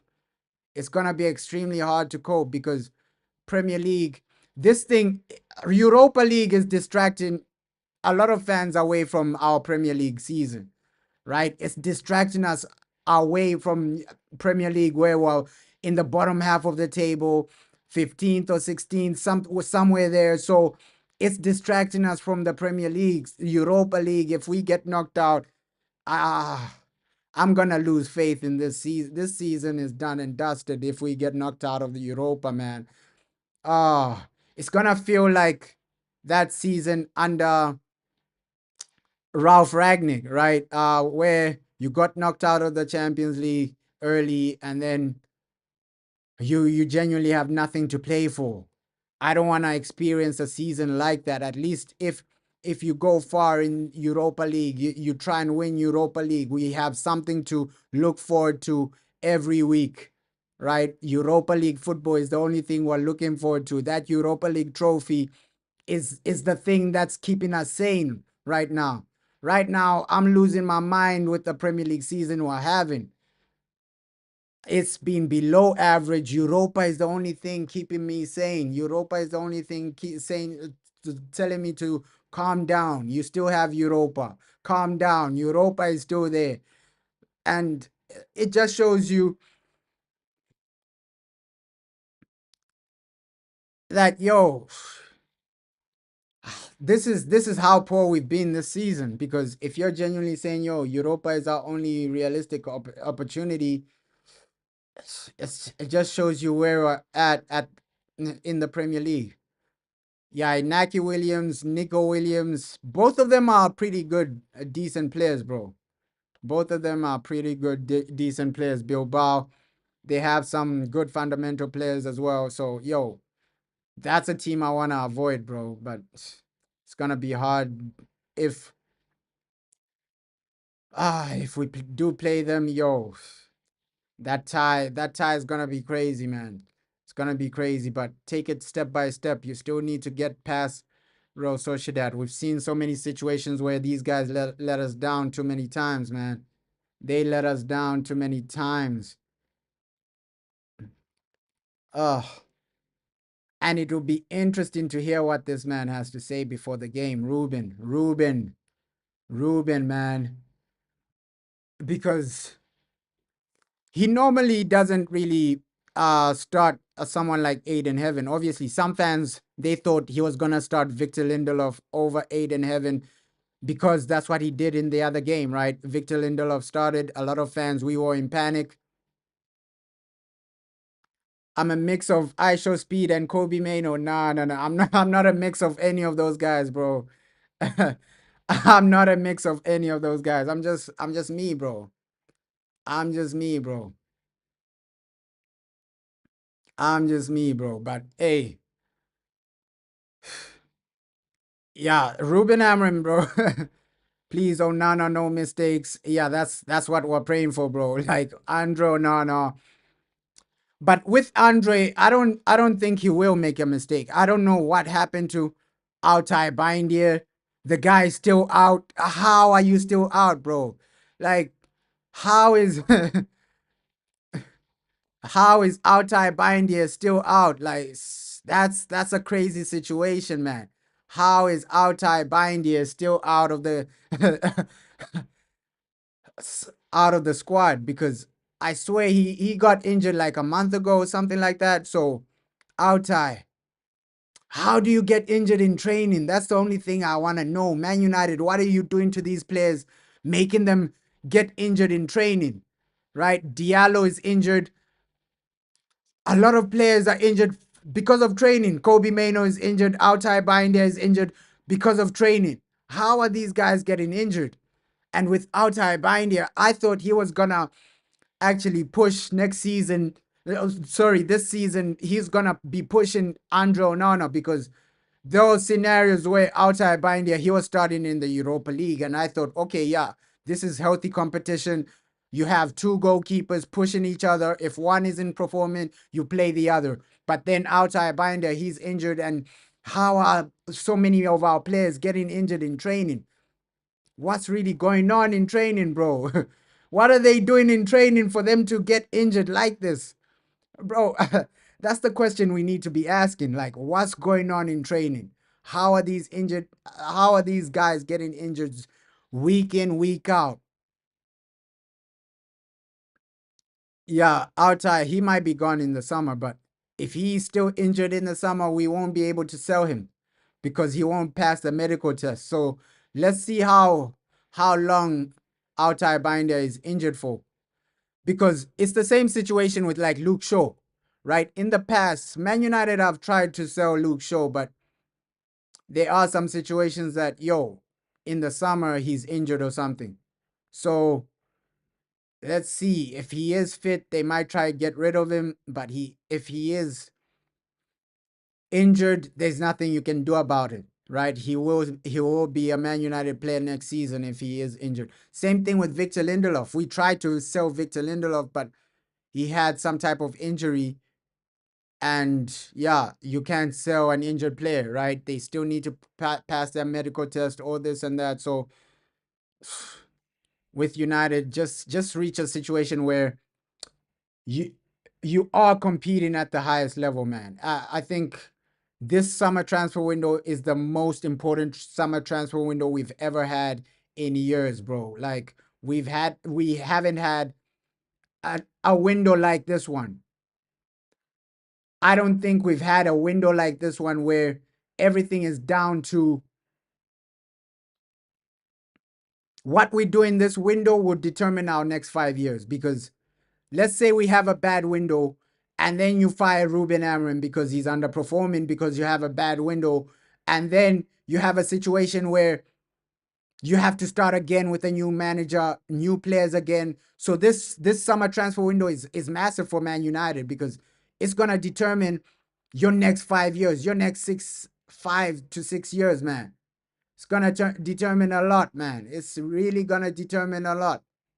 Next 5 to 6 years, this transfer window is gonna determine a lot. I think this transfer window, it determines whether Ruben Amorim is successful.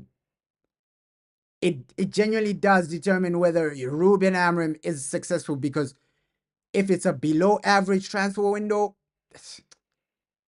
I don't see anything happening. I don't see anything happening because yo, Omar Barada had to say.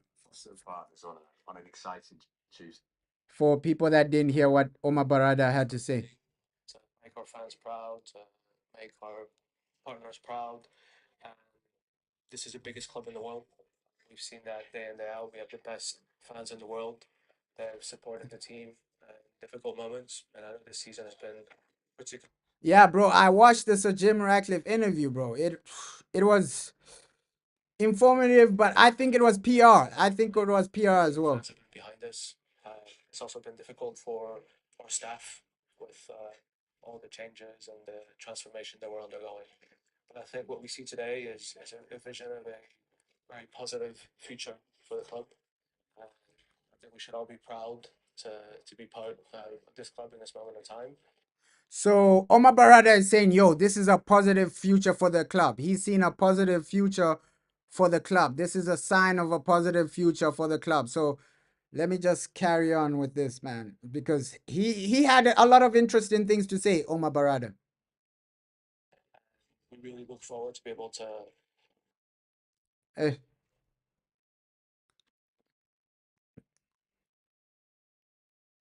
Let me continue bring this this. to life as part of the wider regeneration project, and I think it's very exciting.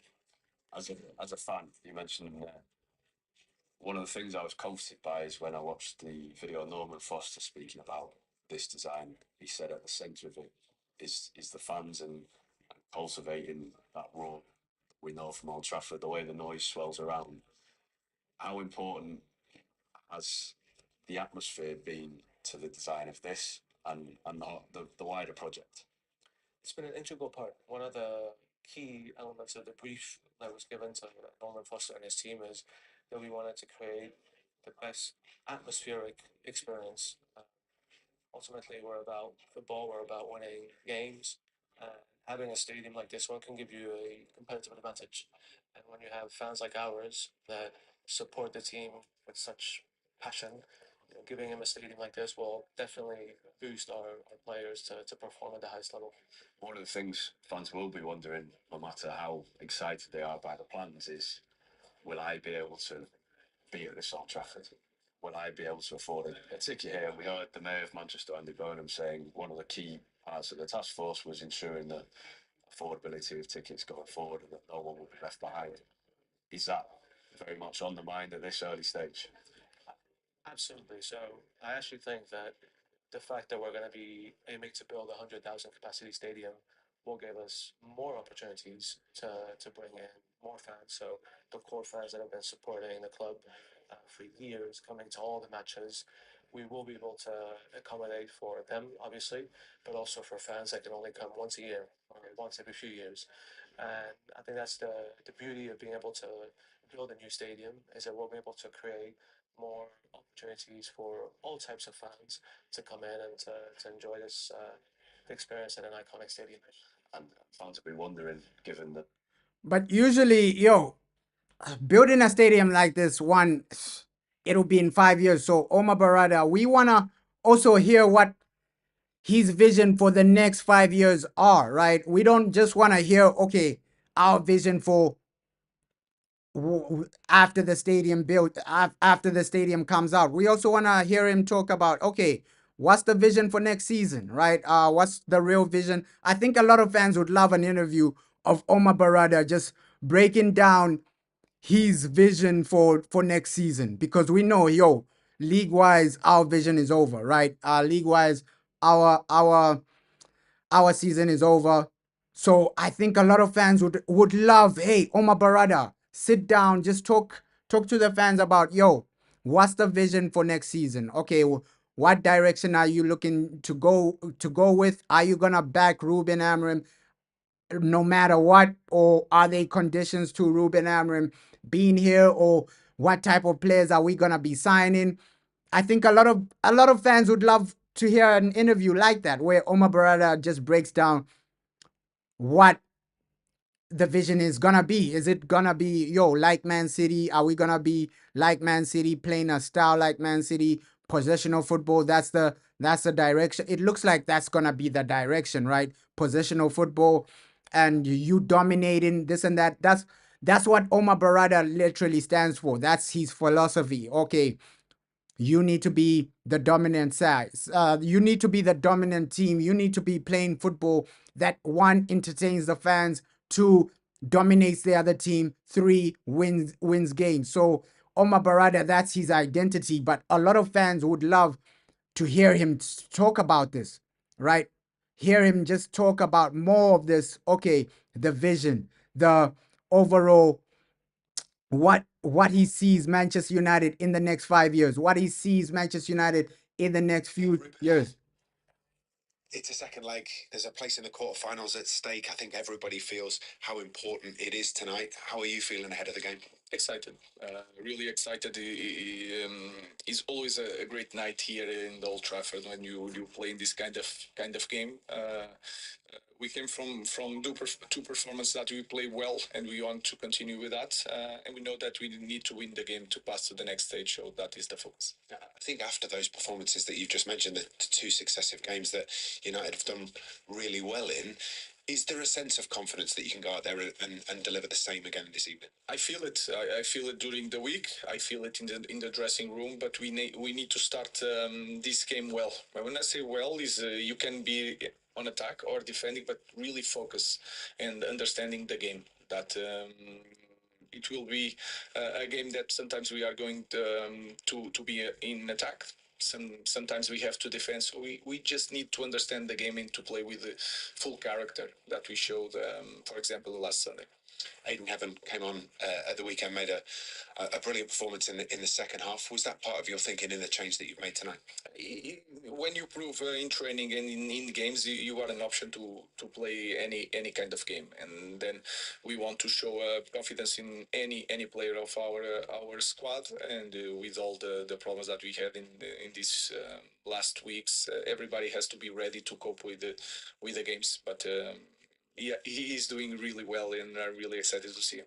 And there's been a lot of talk about Rasmus Højlund. He comes back into the side, starts up front. How important is it that he gets the right service from his teammates tonight, as well as him continuing to do the right things? We need to help Rasmus a little bit more, because he is helping a lot.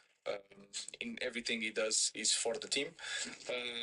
You can feel it that he is a lack of a little bit confidence, but that is normal when you are a striker. When you are a striker, you need goals to be confident. We need to help Rasmus because he's helping us a lot. Thank you. So Ruben Amorim is saying that, we need to help Rasmus, right? He's saying that we need to. So this was Ruben before the game, right? This was Ruben actually speaking before this game. He's saying, hey, we need to help Rasmus Højlund. I don't know. I don't know why Ruben has so much faith in Rasmus. Maybe he sees something in training that we don't, right? He's saying no, we need to help Rasmus. He has confidence in Rasmus Højlund. Let's see what happens today. And he's also saying, hey, Rasmus contributes a lot for the team. Oh, okay. Let's see. I don't know why Ruben has so much confidence in Rasmus. We can see him underperforming in so many games, man. In so many games, Rasmus has been underperforming. But hey, that's what you want as a player, right? As a player, you want your manager to come out and back you when you're experiencing hard times. So I'm not really shocked that hey, Ruben Amram, he's come out publicly backing Rasmus Højlund, right? It would be shocking if he came out to say, yo, this guy is underperforming this and that and that. It would be shocking if he came out to say, yo, I don't like this guy, this and that and this.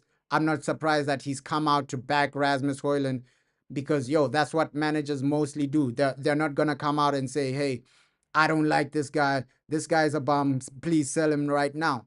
He's not gonna say that. So with Rasmus, all we pray is that yo, the man starts performing, right? That's all we pray about. Rasmus Højlund, can you start performing, scoring, or it doesn't even need to be scoring, just hold up play, better hold up play. That's all I'm asking from Rasmus.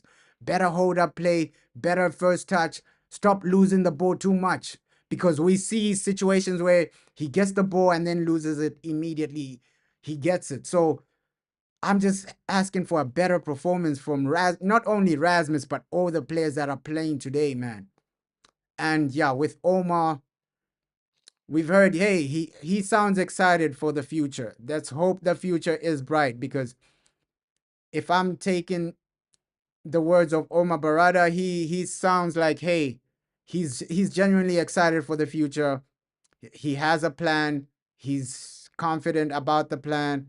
Let's see how that plan is executed because, hey, even someone like Ed Woodward, he was speaking the way Omar Barada is speaking. Ed Woodward, he was excited. Oh no, we're gonna be the best team ever, this and that. So you can never really get carried away, right? Don't get carried away by what people say. It's about what they do, the actions. What are the board members doing? What's Sir Jim Ratcliffe doing? Because hey, Ed Woodward, he used to talk like he knew what's gonna happen in the future. He used to talk like, hey, we're gonna be the best, this and that and this. I have a vision, this and that. But it's about what they do overall, how they help us reach the top level, man. At least this game is coming, bro. At least this game is on the way. Ah, just a few more minutes. Let me just get some water, man. Let me just get some water.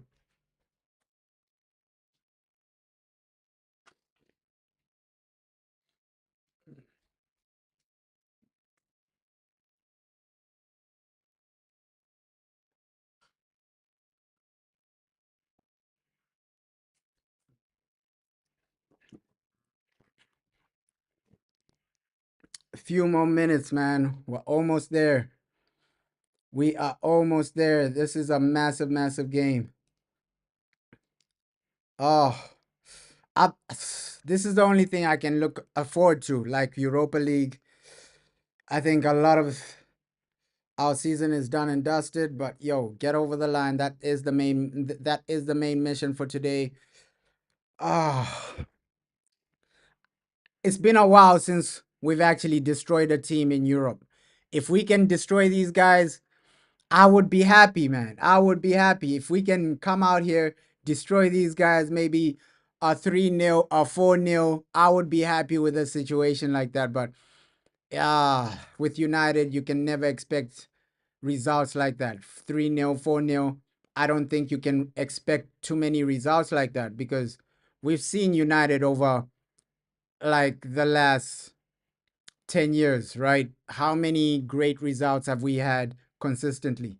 Not a lot. So with Manchester United, hey, I would love for them to go out there, destroy this team 3-0, 4-0. That would be amazing, man. Europa League, that's what you should be doing. That's what we should be doing in Europa, bro. We should just be going out there destroying these teams. Like, we shouldn't even be in a competition like Europa. I think that's what we should be doing in competitions like Europa. You go out there, destroy these teams, 4-0, 3-0. That's what we should be doing. That should be our mindset. But realistically, is that going to happen? I don't really think so. 3-0, is that going to happen? I don't really think so. 4-0, it's not really going to happen. But that should be the mindset when you're in Europa. A club like United, you should be going into Europa just destroying every team you face. We shouldn't even be in a competition like this. You should just be, yo, okay, let's destroy these guys and move forward. Destroy these guys and move forward. But unfortunately, we've been so poor that, hey, these Europa League teams are making us look like, hey, this is our level. They're making us look like, sometimes they're making us look like, hey, Europa is our level, right? And we should be making them look like, hey, no, we should be in the Champions League. This isn't our level. We're only here to destroy you and win the game, right? But unfortunately, are we going to win 3-0, 4-0? I don't really see that, man. It would be amazing. It would be fantastic for you to destroy these teams 3-0, 4-0. We saw what Arsenal did in the Champions League, right? Hey, that was a crazy, crazy result. Those are the types of results we should have, like in Europa. One of these Europa teams, you just destroy them 7-0. That's what I want to see, bro. That's what I want to see. One of these Europa teams, you just destroy them 6-7-0.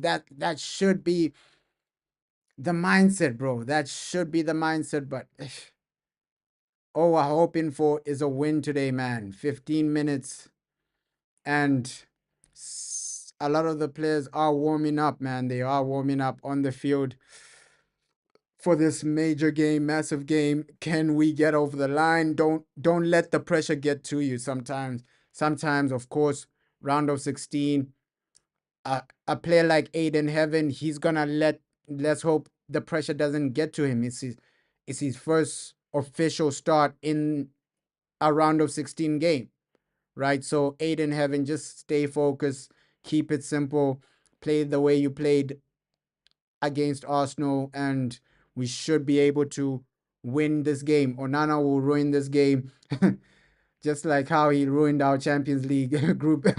yeah, yeah, I remember how Onana ruined our Champions League group last season, man. I remember that. I remember that like it was yesterday, right? Onana genuinely ruined our Champions League group stage. But let's just hope he doesn't make a mistake, bro. Because hey, Onana, we've seen him make so many mistakes that have cost us Champions League games. We have to keep it realistic. Last season, the reason we got knocked out in the group stages was a huge part because of Andre Onana, right? A lot of those goals we scored, we conceded against Copenhagen, this and that, or those other teams were playing in the Champions League last season. It was because of Andre Onana's mistakes. In those group stages, his mistakes cost us, bro. Those mistakes cost us massively because I remember those group stage game last season in the Champions League where we were 3-0 up and then it ended 3-3 or something like that. So Onana had a lot to play with us getting knocked out in that Champions League group stage. So let's hope he is focused, keeps it simple.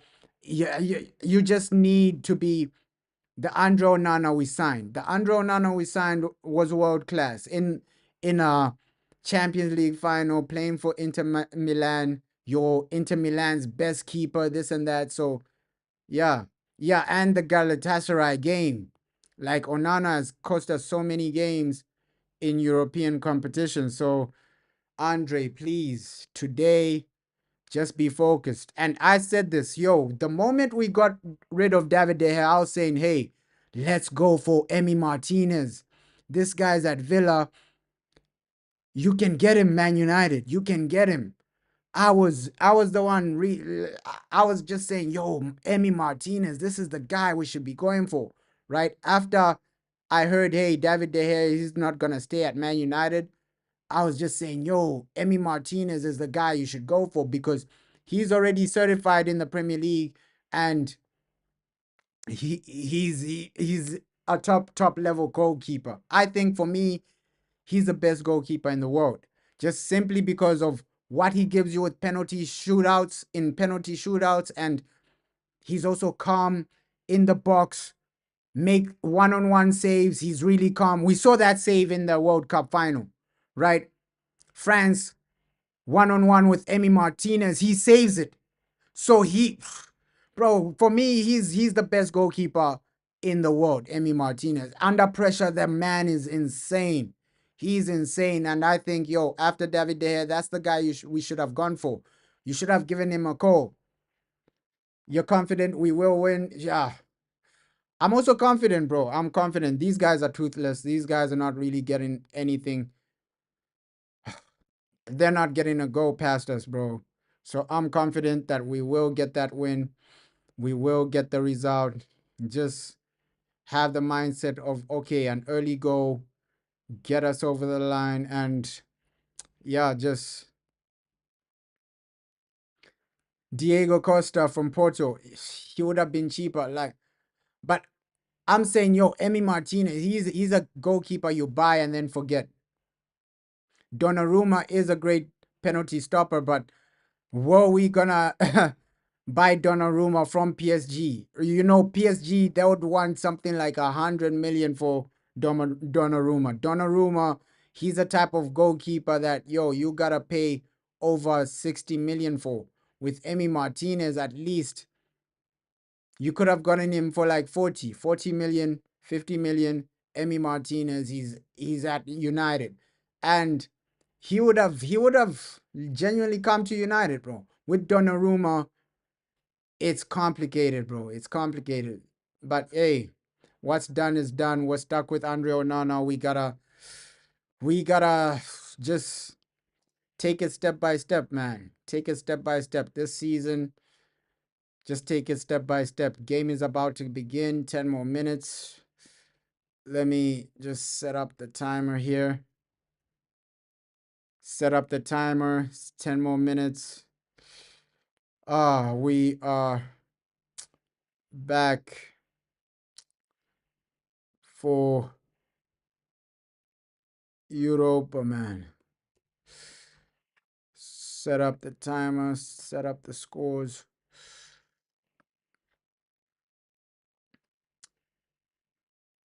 Massive game, man. Another massive game for Manchester United, Europa League. Let me also put the Google formation on the screen, man, because Google formations, they are the ones that are mostly reliable, man. Google.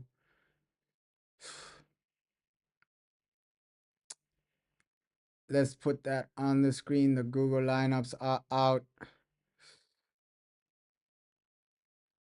And we know, hey, the formation always stays the same under Ruben Amorim. He never changes the formation. He hardly changes the formation. So, yeah, let's just go out there and try our best to win, man. Try your best to win. Try your best to entertain the fans as well. You're at home, Old Trafford, European game. It might be Europa, but people still want to be entertained, right? Second leg, win it a bit more convincingly, right? Win it convincingly, and then the next two matches, right? Quarterfinals, semifinals. You just take it step by step. But yeah, we're approaching that game time, man. We're approaching that game time period. Can we genuinely do something? United.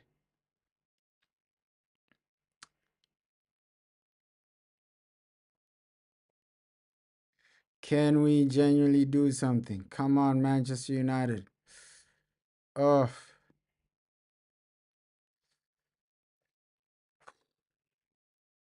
finally, man. Finally. 7 minutes. Let me just set this up, man. An early goal, that's all I'm praying for as well. An early goal, that's all I'm praying for as well. Come on. Good formation right here. Good team. 8 in heaven, massive game for you. Yeah, let me set up the timer, man. Oh, 7 more minutes. Europa League. Our biggest competition this season based on where we are in the table. This is the only thing we have left, man. This is the only thing we have left. United, don't bottle the Europa. Don't bottle this game. Go into a situation where you are the team dominating, right? Early on, you should be dominating. Early on, cement yourselves. And yeah, just try and win. That's all we beg for, like win. Like, of course, I want a great performance. It's Europa League. I want a great performance, try and destroy this team, but yo, win this game, man. That's all I'm begging for. Win the game, man. That is all I'm begging for. Win the game, get over the line. Come on, Manchester United. Come on, Manchester United. Can see some of the players are genuinely getting into the tunnel, ready for that walkout. Ready to walk out in the tunnel. Europa League, second leg. It's still 1-1, so don't become too confident and then lose the game. Right? Oof. Nico Williams, second goal against Roma, man. That was a beautiful goal. His second goal against Roma. Nico Williams, man. He's a good player. He is a good player, but you can see the players in the tunnel really looking serious, really looking ready. Second leg, it's all about that second leg. What can you do in the second leg, man? We're at Old Trafford. Entertain the fans. Take us to the next level. Fireworks. And now it's game time, man. It's game time. Perform for the people. Perform for the fans. Come on, United, man. We need this. We need this. Just because, hey, this is the only thing that's literally keeping us sane. Fireworks at Old Trafford. The fans are ready. The fans are excited. Let's try this. Come on, United. Come on. Come on. It's still 1-1, but don't be too complacent. You got to get a goal to go to the next round. Oh, the players are walking out of the tunnel. We can genuinely feel it. We can genuinely feel it. Come on. Come on, United. Give us something to smile about. Like, give us something to smile about as United fans. We need something to actually look forward to. It hasn't been great. Our situation hasn't been great this season. Europa League second leg, man. Oh, come on, man. Europa League second leg. Let's go. Let's go. These are the games we dream about, man. Round of 16.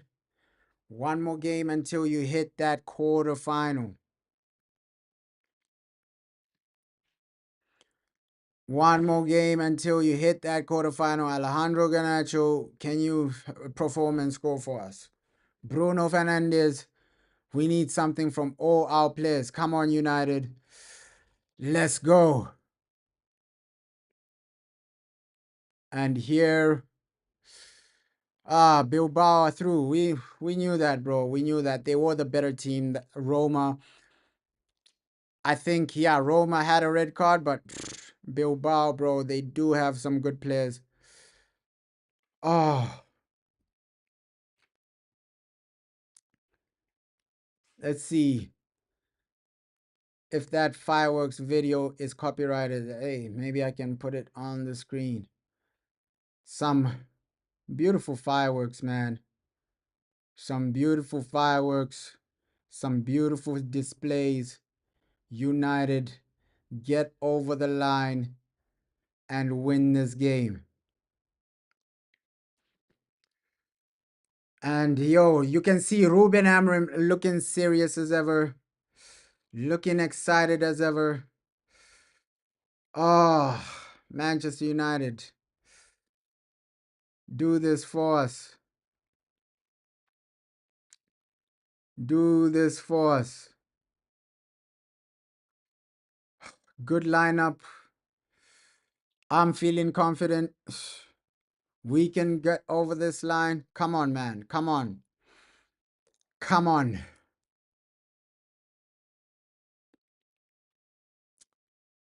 Come on. And here we go.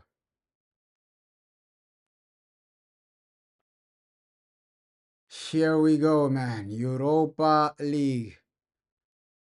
This is probably the biggest competition we're in as Manchester United. Europa League. Let's do this, United. Let's do this. Europa League. Come on. Come on. Come on, United. Come on. Just do this for the fans. Do this for the people. Let me put this on the screen, man.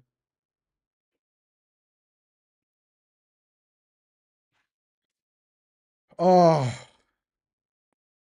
It's just about winning this game, though. It's just about winning this game. Can you...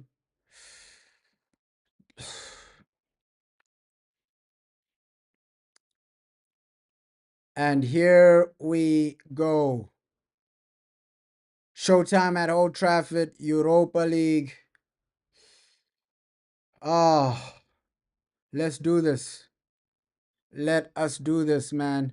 Zubamendi is back, bro. The Zubamendi is back, man. And yeah, Ruben Amorim, you know the vision, you know the mission for today. Just get over the line and help us win today, man. Help us win today. Get over the line. Help us win today, man. Come on. Come on. Ish. Wrong one. Sorry. Ish. Help us win today, man. Get over the line. Help us win today. Time for Europa. Come on.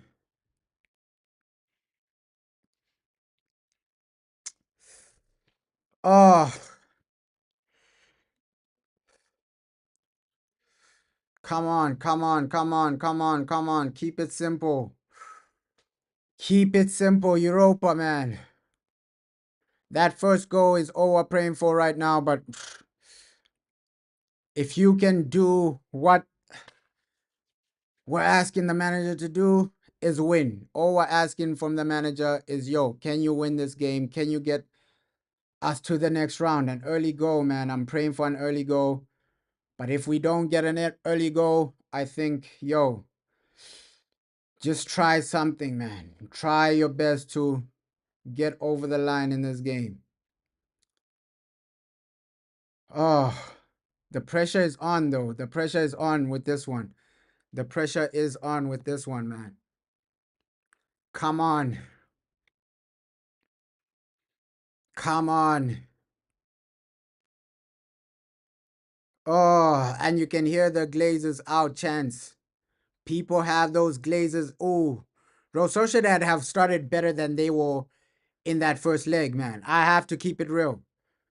They've started better than they were in the first leg. Already, they're getting into dangerous areas. So it won't really be a walkover that like we thought, right? This game won't genuinely be just a walkover. Aiden, he looks composed, bro. He does look composed at 18. Aiden Heaven, bro. He does look extremely composed. Come on, United, man. But yo, Real Sociedad are bringing the game to us so far. Like, This is scaring me the way they've started. This is genuinely scaring me the way they've started. Real Sociedad are bringing the game to us. Like the way the game has started is scaring me a bit. Right? Kudo, he's getting into dangerous areas. The whole team, bro, just have a good team performance. Come on, man. It's a terrible start from us. Terrible start. You can see Real Sociedad already. They have some opportunities. They have an early corner. They have all these starts. It's a great start from their perspective, but horrible start from United. Like, if we lose this and bottle this, man, that's what we don't want to see. Why do United keep doing this? Like poor starts, and then you turn up 70th minute or something. Come on, man. You got to take the game to them from minute 1. Yeah, hope we get an early goal, bro. Hope we got an early goal in the first half, right? We know United, they only want to be scoring in the second half or situations like that. But yo, Aiden Heaven, man, this is your game, your debut in the Europa. You get to start a game, bro. You get to actually start a game. So, Aiden, let's see what he can do for us today. But it's mainly about our attack. How clinical, what attack shows up today, right? What attack shows up today? Because we've seen too many times our attack being underperforming, bro. Yeah, don't leave it to the last minute, bro. We see this time and time again. These guys are leaving it to the last minute. Come on, United. You gotta end these guys immediately. First half, give the fans some confidence that, yo, we're gonna win this game. In the first half, you need to give the fans some type of confidence that we're gonna win this game, man. But yeah, Real Sociedad looking to dominate the possession, looking to dominate us. But it looks like we're coming into the game as well. Like some good passing right here, right now. So looks like we are coming into the game. Great, some good passing overall. I won't even say, yo, it's been horrific. It's been this. Nah, some good passing overall. We've seen some positive signs, man. Europa League, Ruben Amorim. With Ruben, I'm just praying that, yo, the man gets it right because just what I saw from his Sporting Lisbon team, if we can play that type of football at Man United, I don't know why managers change their styles, right? Obviously, Ruben, he hasn't changed his style. It's just a factor of, okay, he doesn't have the right players.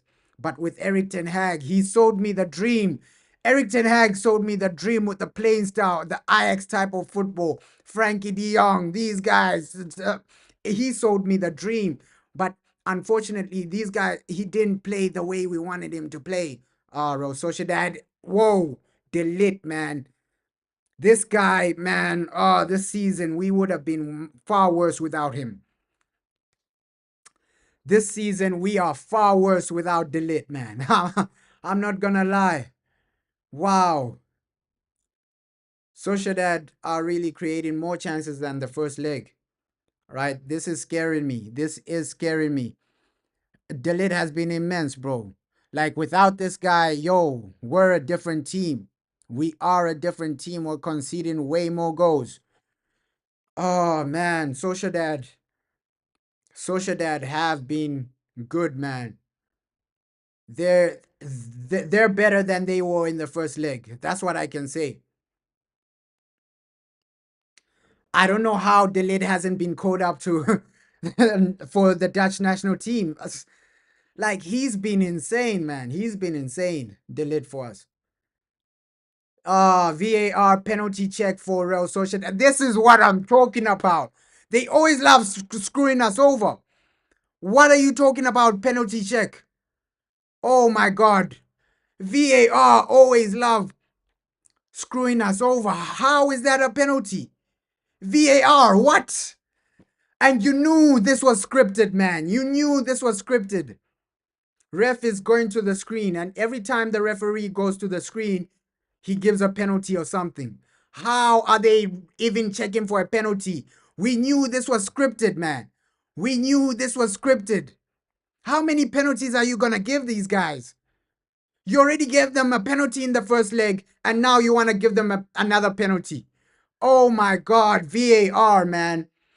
This is scripted. You can see this is scripted. Penalty from where? Oh my God, man. They always love doing us over. They always love doing us over. Oh, every time the referee goes to the screen, you know he's going to point for a penalty. That's always the situation. Penalty given. Penalty given. You knew this was scripted, man. This penalty given for Real Sociedad, back-to-back games in the Europa League, they get a penalty. If this isn't scripted, I don't know what is. Another penalty for Real Sociedad. Oh, man. You can't make this stuff up. You can't make this stuff up, man. You can't make this stuff up. Right? Another penalty for Real Sociedad. You can't make this stuff up. Let's hope Andre Onana saves it, but yo, you can't make this stuff up. They've given the penalty, bro. Another penalty for Real Sociedad. You can't make this stuff up. These guys are screwing us over week in, week out. Like back to back. First leg, you give them a penalty. Second leg, you give them a penalty. Our only hope is Andre Onana now. Like, look at this, bro. Oh. Nah, I don't think that. Never a penalty, man. That is never a penalty. A penalty plus a yellow card for delete. Let's hope they miss, man. Andre Onana, please. Andre, please. 1-0. He scores. He scores. They score. Real Sociedad 1-0 up. Real Sociedad 1-0 up. And you knew this was scripted, man. You knew this was scripted. Real Sociedad 1-0 up. Another fake penalty. And bro, how was that a penalty? That's what I'm saying. Like, these guys are giving fake penalties, fake things, bro. And Onana, he doesn't even dive the right way. Man, you can't write this up, man. How, man? He gave Casemiro a red card. True, bro. Like, this was scripted, bro. How was that a penalty? Another fake. That's what I was saying before the game. Anything can happen. That's why, United, now you got to score 2 goals.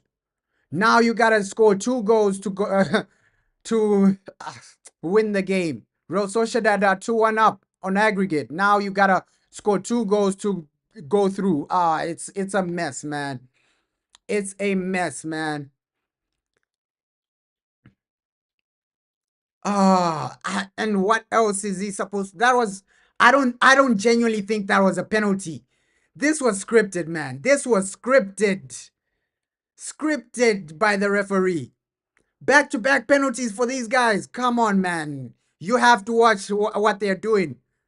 Oh my God. Another scripted game by the referee. We're being screwed over again. We are being screwed over again. Man United, this always happens to us. Come on, man.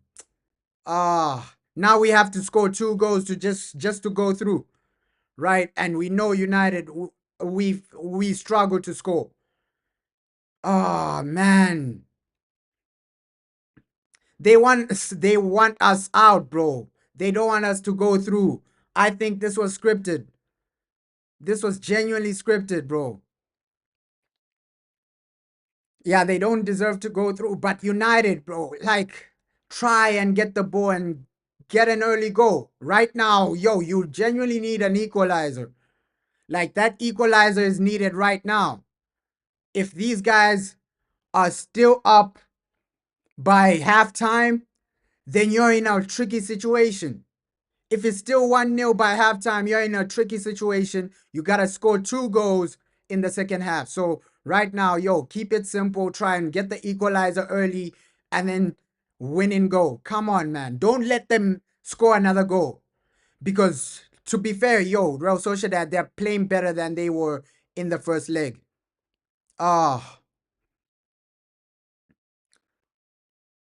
Yeah, this is why you have to finish the game in the first leg.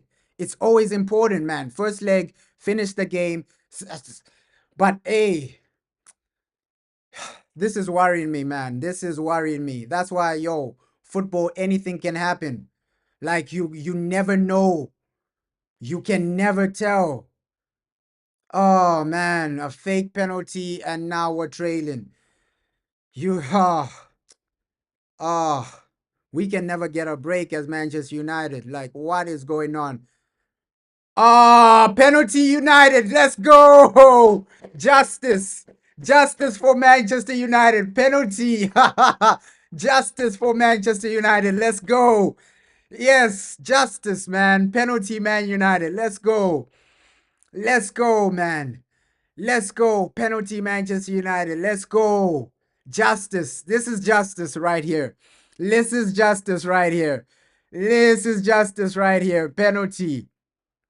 This is justice right here. This is justice right here. Penalty for Manchester United. Justice. Come on. Come on. Come on. Come on. Let's see who takes it. Bruno has to take it. I don't want Rasmus Højlund taking this penalty because there is a possibility Rasmus Højlund misses. Bruno, you need to take this penalty. Please take it for the people. Take it for the people. Bruno Fernandez, we know he's going to score. Come on, man. 1-1. Let's go. If Bruno scores this, I know it's 1-1. Oh. Come on. That is a penalty, man. Good pass from Bruno there. Yo, that was a good pass there. Ah, Bruno, you got to take this penalty. Come on, man. Come on. Justice for United, man. Justice. Bruno, come on. Bruno, you got to take this. We got to just score. At least that early equalizer has happened, man. Come on, man. That's what we want to see. That's what we want to see. That early equalizer is happening right now. Come on. Ah, this is the way you respond. Even if it's a penalty, you're still responding with an equalizer, man. That's all we ask for. Like a response, a response. We gotta win this game at all costs. Even if it's a penalty, I'm gonna take the penalty. Like, come on, man. That's all we're asking for, to go through. Justice, bro. Justice for Manchester United. Come on, this is all we're begging for. Bruno, he's gonna score. Bruno Fernandez, 1-1. Let's go. Come on, Bruno. Come on. Come on. Bruno Fernandez. 1-1, bro. Let's go. Yo, and I knew, yo, Bruno, this guy doesn't miss. This guy doesn't miss penalties. He keeps it simple, man. Even made the goalkeeper dive the wrong way. That's how you take a penalty. Justice for Man United. We're back in the game, man. We are back in the game. I think he got a yellow card, though. I think he got a yellow card. We're back in the game, man. Let's go, man. 1-1. Back in this. Bruno Fernandez keeps it simple. Nice penalty. Sends the keeper the wrong way. That's the right way to respond, right? That is the right way to respond. We've seen so many situations where Man United, an unfortunate penalty happens and then you don't respond quick enough. But this is the right way to respond. Now go up. Go 2-1 up, man. Go 2-1 up. Come on, man. We needed that. We genuinely needed that. Yeah, he is the best penalty, probably in the league, right? In the Premier League, who's better than Bruno Fernandes at penalties, taking penalties? I think that's an element of his game where you have to say, yo, Bruno, he's top class at taking penalties. He's one of the best, if not the best, man. So yeah, Bruno taking penalties, the guy, he knows what to do. He knows how to do it. He's stable with that, man. He's stable with that. Yo, at least now I can genuinely smile, man. That early equalizer, that's what we needed. But I'm shocked that, yo, this game already has 2 goals in the first 20 minutes. Yo, we're still gonna see way more goals. And defensively, you gotta just be a bit more solid because, hey, Real Sociedad, they're playing better than they played in the first leg. Come on, man. Bruno Fernandez, man. What a way to step up. What a way to step up, Bruno. Like, credit to him. Credit to Bruno, man. Credit to you. Credit to you for stepping up, scoring the goal. That's all we ask for. United, get the win for us. Get that win for us. Ooh. And also, yo, the passing needs to improve a bit, right? The passing from us, it needs to improve. Also, the pressing a bit. But hey, at least now we can genuinely just say, yo, defend well, get the second goal, and keep it moving. Keep it moving, man. Unfair for Delit, man. I'm still thinking about that Delit yellow card. Unfair for Delit. That was never a penalty. That was never a yellow card. But at least it's 1-1. Yo, I forgot to update the scoreline even. Yo, I was just so hyped about Bruno scoring. I forgot to update the scoreline. Oh my God, man. Yo, at least we equalized, man. Come on, man. Yo, I was just so hyped about the man scoring. Yo, we might get a second goal before halftime. To be fair, this is an exciting game, right? End to end. But yo, United, you are looking to take the game to these guys. It's a better game. We haven't seen too many exciting games this season. Like usually the first leg was a bit boring, right? The first leg was a bit boring. Both teams weren't really creating a lot of chances. Come on, United, man. Come on. We can do this, bro. Like at least now we have something to smile about. That equalizer gave us something, man. Oof. Oof. Wide rush. But yo, we're getting shots on. It's just about yo, get some clinical chances, right? Some clear-cut chances where your striker can't miss. Those are the types of chances I want the team to create. From now until halftime, I think the best scenario is that yo, until halftime, you're at least 3-2-1 or something, like score the second goal or maybe even 3 goals. Like, yo, by the end of this game, you have 3 goals. That's a perfect scenario. Don't leave it late, because if you leave it late, these guys score an equalizer and then we have to go to penalties. Penalties, anything can happen. Yeah, we need to score a second quickly, bro. That's what I'm saying. Yo, score that second quickly because you're trying to avoid penalties. That should be the main mindset from the players. Penalties are something you need to avoid, right? Because anything can happen, bro. I don't want another penalty shootout like the Fulham game, right? Because we know second half, the manager might bring on Victor Lindelof to steady the game. With Rasmus, I won't even lie. This game, Rasmus, he's doing better, man. He's doing better, getting into some great areas, and it's better, man. Yeah, we get penalties, we might be out, bro.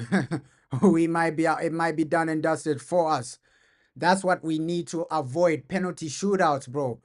Like most teams, you need to avoid those penalty shootouts because anything can happen. Anything can happen. But Hoyland, I think this probably this is his best first 20 minutes of 2025. I'm gonna genuinely say that, right? I think this is his best 20 minutes of 2025 because he won that penalty and he's getting himself into some great areas as well. So this whole year, I think this is his best 22 minutes, right? This is the best I've seen him this whole year. So credit to him. Credit to him. You win a penalty. You're getting yourself into some great areas, some great positions. Hey, he's turning up today. He's turning up today. That's all we want from our players, man. Turn up, show up, regardless of, hey, whether people rate you or not, you gotta still turn up. Yo, just benefit Man United. The referee, man. The referee. I don't trust this guy. He might give another penalty. So United, your situation is you gotta score 2 more goals because we know this referee might give another penalty, and then you're in a situation where you're asking the question, how is that a penalty? And then yes, just put the game in your own hands, right? Don't put the game in the referee's hands because this man, he might give another penalty, and then you're crying in the final minutes of the game, man.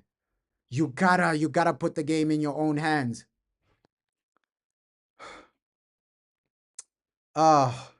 But both teams are in the game. But United, I'm happy. Like, yo, after we scored that penalty, we're looking serious. We're looking like, yo, we won another goal, and that's how it should be. Patrick Dogu, this guy, yeah, he's making some great crosses, Patrick. But people, you need to anticipate that the man is gonna make a cross, right? He's making some good crosses, Patrick Dogu.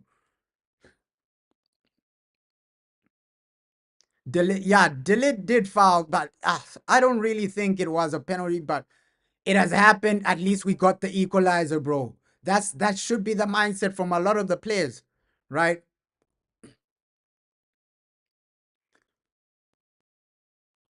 We are looking better a bit, and it's better that right now it's level. The game is level, bro. That's the only mindset we should have. Like, the game is level. We're taking the game to these guys. Come on, man. Come on. That's the most important thing. The way we reacted. We got the equalizer early. At least that's the most important thing. Arguing about whether it was a penalty or not, it won't really change the situation. But right now, oof. Come on. He had to pass that. You had to pass that. But yeah, more good play from Manchester United. I think after that penalty, we have been the better team. By far, bro. By far. So yeah, the referee is he's moving suspicious, bro, because us, you give us a yellow card, but them nothing. He's moving suspicious. And we shouldn't count out that, this referee, he might give Delete another yellow card, and then we're down to 10 men. That's why it's so important to get 2 more goals, because I've seen situations like that where Delete is already on a yellow card. Real Sociedad will start targeting him, and we might get another yellow card down to 10 men. So, yeah, that's a situation we have to avoid, right? Getting another yellow card, Delete getting another yellow card. You bet the referee is on drugs or something. Hey, I don't trust this referee at all. Bro, I'm not trusting this referee right now. Like, the way he's moving, it's suspicious, man. Extremely suspicious from the referee. Suspicious, man. Oh, but yeah, with the lid, if the game is still tight in the second half, you might just need to sub him off maybe 70th minute just because of the yellow card. But also, I don't want to see Victor Lindelof. Do you sub off Delete and bring in Victor Lindelof? That's a situation I don't want to see, though. That's a situation I don't want to see. So this yellow card for Delete might hinder us going forward. But yeah, Aiden Heaven, he looks confident today. Most young players, round of 16, they're a bit nervy. They're really not really certified. But hey, Aiden Heaven, he looks confident today. Extremely confident today. But Andre Onana, man, this guy always scares me when he gets the ball. Wow. He always scares me when he has the ball, Andre Onana. I don't know what to expect from the man. Andre, please do not make a mistake and cost us. Keep it simple, keep it tight. We're in a great situation as Manchester United. Like, you got the early equalizer. We don't need any mistakes, Andre. Oh my God. Real Madrid can buy Kudo for half the price. Yeah, for the Real. But I also heard like some rumors of Diego Dalot leaving or something like that. huh? Because Quenda is coming in, and Quenda, he's the guy Ruben Amorim really wants, right? A guy that plays out from the back, plays that a right wing back role extremely well. So you can see that Ruben, he just wants a player that he can trust. He knows with Diego Dalot, sometimes offensively, he's not in the game. He's failing to cross. He's failing to do this. He's failing to do that. So I think next season we need to just make Diego Dalot a bench player. That should be the mindset for Man United. Next season, make Diego Dalot a bench player and just move forward. Move forward as a club. Move forward, man. But this game is still tight. I expected like probably another goal, right? I hope we get another goal before halftime, but the way things are going, the referee still has a massive part to play in this game. Yeah, hopefully Amad Diallo is okay next season, bro. But we did hear that, during May, that's when he's gonna make a recovery. But May, that's when the season is over. But May, he's gonna make a quick recovery. We're gonna see Amad Diallo in preseason for sure. Amad Diallo preseason, because estimated it's May, right? That's what the medical team said. Unless something dramatic changes, May, we're gonna see Amad Diallo. The medical team, they made a statement. May, Amad Diallo will be back. So preseason, we're gonna see him. Apparently, Bayern and Real Madrid want him. Yeah, apparently, bro. Apparently, but is he good enough for Bayern and Real Madrid? We'll see. We'll see what happens with Diego Dalot, man. Oh, United, man. At least we haven't made it too complicated. We haven't made it too complicated. This isn't the worst performance ever. And you've been keeping it simple in a lot of situations. We just need to create a bit more. That's what's lacking right now, right? Creating something to get that second goal. Ooh, Hoyland just wide, man. Ish. And for today, Hoyland is getting into the positions that you should have scored that one, Rasmus. You should have scored that one. But Hoyland is getting into the positions.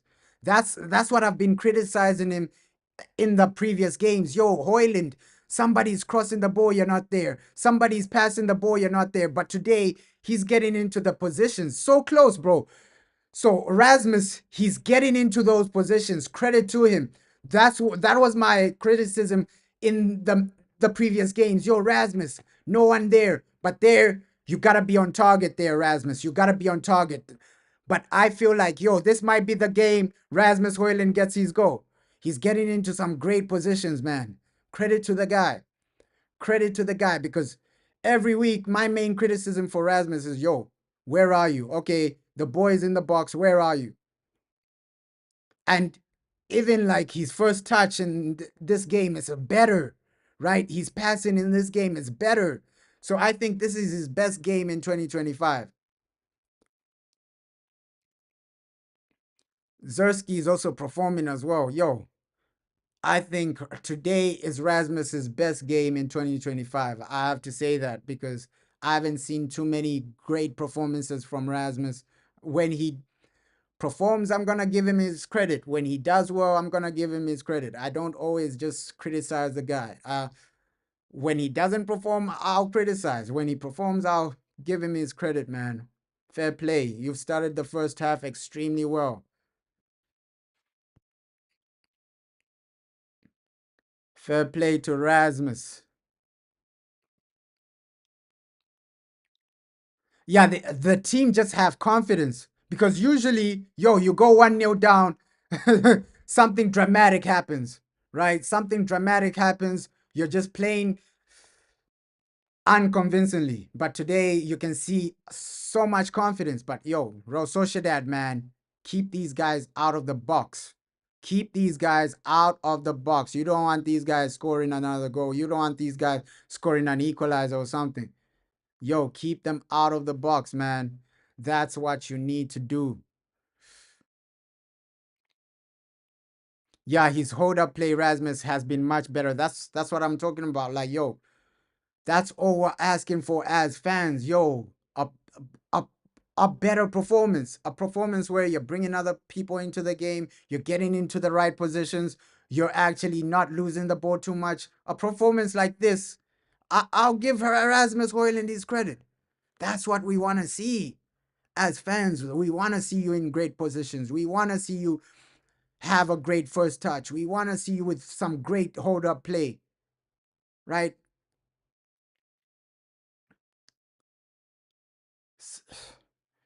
It's a good game, but we need another goal. I don't trust this referee in the second half. We still have a situation where he can give them another penalty, he can give them a red card. So, United, put this game into your own hands by scoring 2 more goals. Because let's give a scenario, he gives us a red card. He gives Delete a red card. Then we're screwed, right? We might be screwed in that situation. So right now, just put the game in your own hands, United. Put the game in your own hands, right? Don't allow this referee to dictate how the game goes. Because you get a red card or something, yo, the game changes completely. That's why, yo, 2 quick goals at least before the 70th minute end this game, because I'm trying to avoid penalties. I'm trying to avoid extra time. That's when the pressure really comes in. Extra time, penalties, that's what I'm trying to avoid.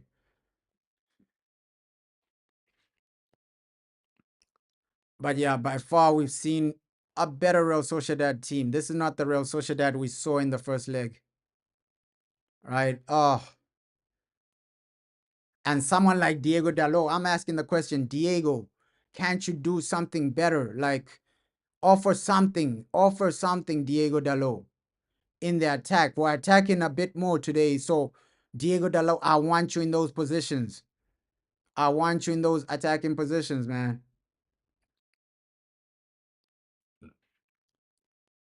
Yeah. 10 minutes until halftime. Come on, United. You got this game on lock. You got this game on lock.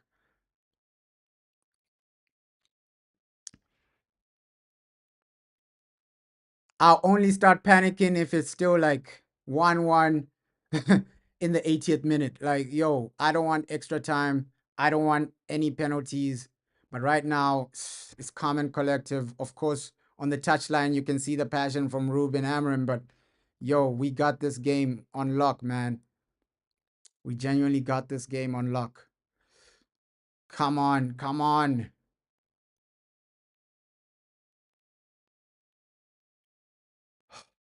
Oof. Garnacho. We need to see a bit more from Garnacho as well. Garnacho as well. But that was great from Garnacho. But we need to see a bit more of Garnacho on the ball. Dalot never crosses first time. Yeah, we know that about Diego Dalot. Yo, it takes him some time to cross. It takes him some time to actually make decisions. That's why a lot of fans are saying, yo, Man United, you got to move on from Diego Dalot. Make this man a bench player. We we have been pressuring them extremely well, bro. Like, yo, it's a great game. It's a great game. We just need another goal to be a bit more confident. Like, you're at home, the crowd is fired up. Look at the crowd, and these chants of Glazers out, I like them as well. Like, yo, Glazers, they need to go. They need to be done and dusted. I like the chants of Glazers out. I like the chants from the stadium, man. Ooh. Patrick Dogu. He's having an okay game, man. He's having a good game. Come on. Come on, United. I just need a bit more from the midfield. The midfield just keeping the boy a bit more so that we can sustain a better opportunity, a better attack. Like, we've had some good attacking plays, but you still need a bit more, a bit more. Yeah, much better than the last game. The last game was boring, bro. You're absolutely right. The last game, It was horrendous. It was boring. And you're just asking, yo, when will this game end? But at least this game, the tempo is right. The way we're playing is right. All we just need is maybe a bit more opportunities and a goal. And another goal, man. But the tempo for this game is right, man. It's not like the last one where it's boring, passive. You don't even see, you're barely seeing opportunities. Players are barely performing. At least today, bro, today is way better.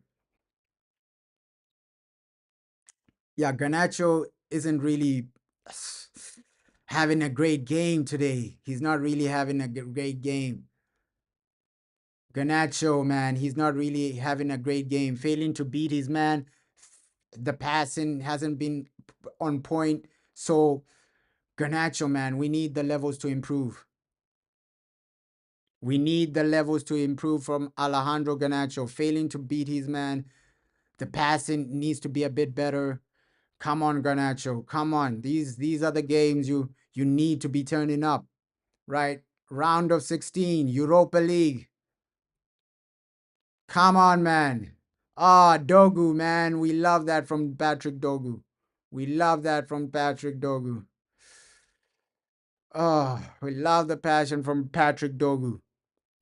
But Garnacho, man, we expect a bit more from you. A bit more from Alejandro Garnacho. At least the ref is giving yellow cards now. Yo, this man, he hasn't been giving them anything. Anything.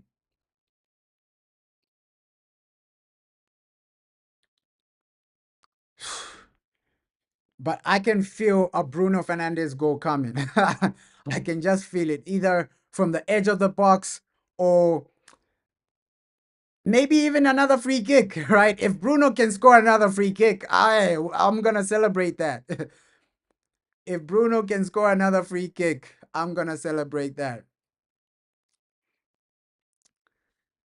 Hey, Patrick Dogu, he's getting around though. He's getting around, man. He's literally getting involved in this game, Patrick Dogu. He's really involved. But hey, Bruno, get us a goal. Anybody get us that second goal. We genuinely need it right now. Come on, United. It's been way better. And just keep it simple, man. Keep it simple. Get that goal. Control the game after that. After that second goal, you have the luxury to control the game, keep it simple, and then Real Sociedad, they have to come out a bit more, right? Right now, you'll see Real Sociedad come out a bit more if we get the second goal. Right now, they're not going all out, right? So that second goal, it's gonna really do wonders for Man United. It's gonna do a lot of magic for Man United, man. A lot of magic. Come on, Diego. Diego Dalot, man. We need you to go a bit more forward. A bit more forward. Help the attack a bit more, Diego Dalot. Zersky. Hey, I've been impressed. 2025, Joshua Zersky, probably from February until now, this guy's been turning up. Wow, Josh has been turning up, man. He's turned up today. Rasmus has had a good game.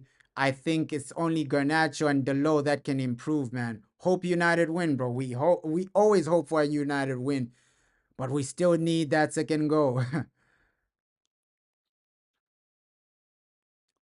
you you still believe our project? Yeah, Omar Barada had a lot of interesting things to say. Like, he's truly confident with Ruben Amorim. You think Ruben can turn it around?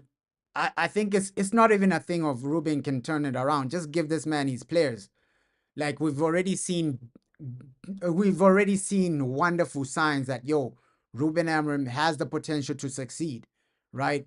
Games like Liverpool, games like Man City, with his own players. Let's see what the man does, right? Already you can see, the guy he wanted, Patrick Dogu, you can see his value to this system.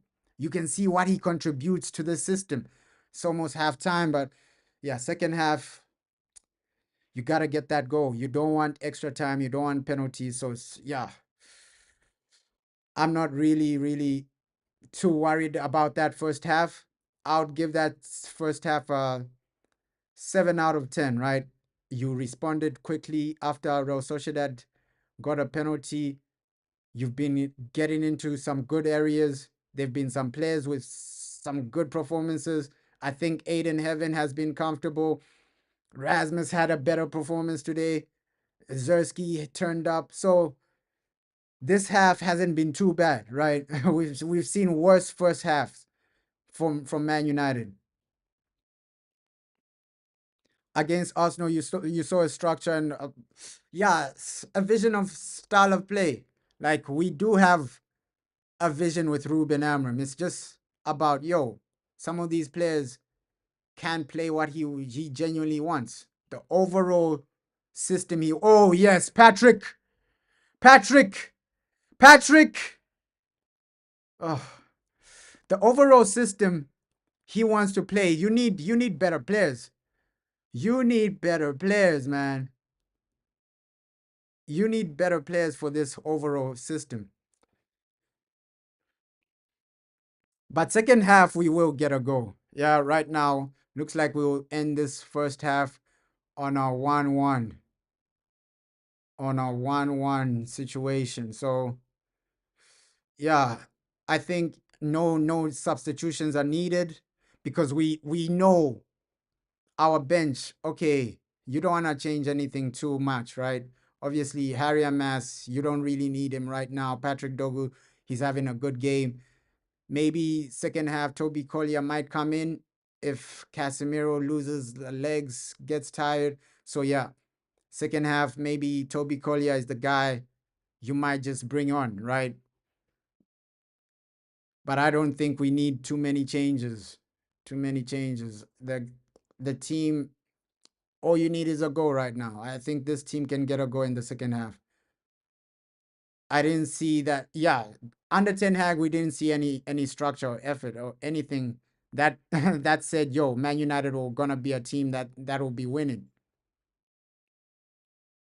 Yeah, Garnacho, one, he needs to pass more, and two, he needs to okay. Two, he just needs to be less erratic because there are sometimes Garnacho, he's running straight into a player, right? If you can't dribble the guy, just pass it. Just pass it. Pass it to the next guy, right? If you can pass a defender, pass it to the next guy. Yeah, 4 added minutes, bro. Halftime is in 4 added minutes until halftime. 4 added minutes, man. And we're only getting 4 added minutes because of like the penalties. We saw, we had a lot of penalties. We had a lot of penalties. 4 added minutes, bro. We had a lot of penalties. That's why we had like 2 penalties. That's why the added time is so high for halftime. Usually, halftime, it doesn't really have a lot of added time, but because of the penalties, we're seeing so much added time. Usually, it's only like 1 minute for like a first half. Hey, but if you can get a goal before halftime, I'll be smiling. I'll be smiling. But positive signs from the team. All you need is a goal. Keep this intensity, this level in the second half, and I think, yeah, Real Sociedad are gonna be done and dusted, man. Second half, your viewpoint should be okay. Let's create a bit more. Ooh, that was a great pass from Cass. That pass was insane from Casemiro. A better touch from Bruno, bro. A better touch from Bruno Fernandez there. But an insane pass from Cass, man. An insane pass from Casemiro. A better touch from Bruno. I think he gets a shot on goal and it's probably 2-1 or something. But the touch needed to be a bit better. But the passing was insane. Yeah, second half, just keep this intensity, keep this level. We can win this game.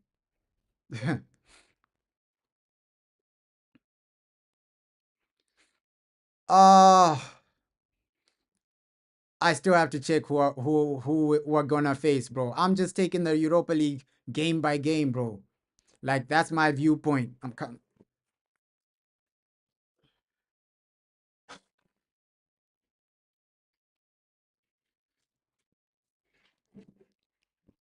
I'm just taking the Europa League game by game, bro.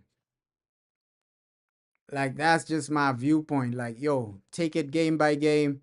You don't really need to really think about it too much. But right now, yo, win the game. Win the game. We're almost there.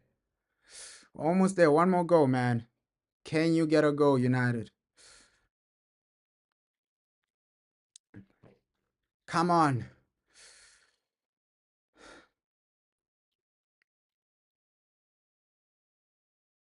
Come on. Come on. Come on. That halftime whistle is round the corner. Regroup. Keep this.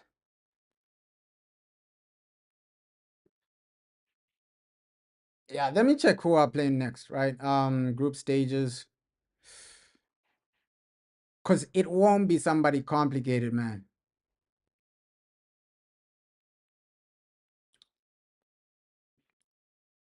It won't be somebody complicated. Europa League draw, right?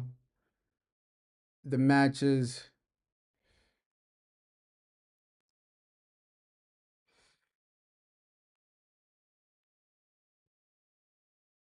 Let's see.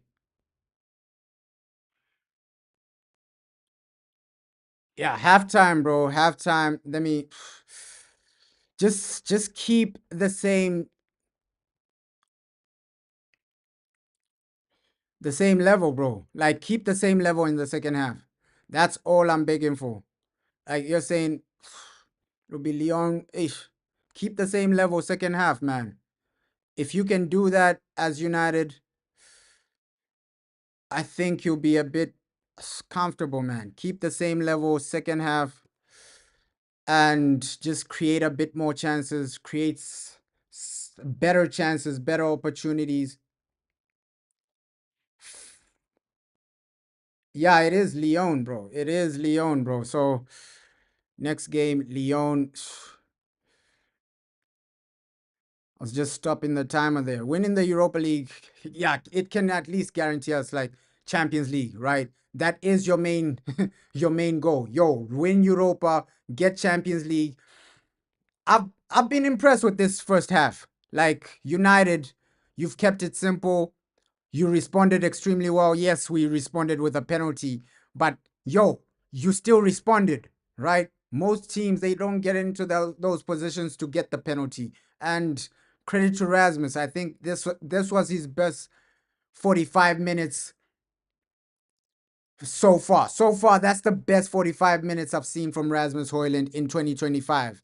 In 2025, that's the best 45 minutes I've seen from him. He was getting into some great areas. You're not even a United fan. Hey, but hey, that Man United effect is different, bro. That Man United effect is different. I think, yo, second half, just keep the levels high, right? Keep the levels high, create a bit more, and prioritize that second goal.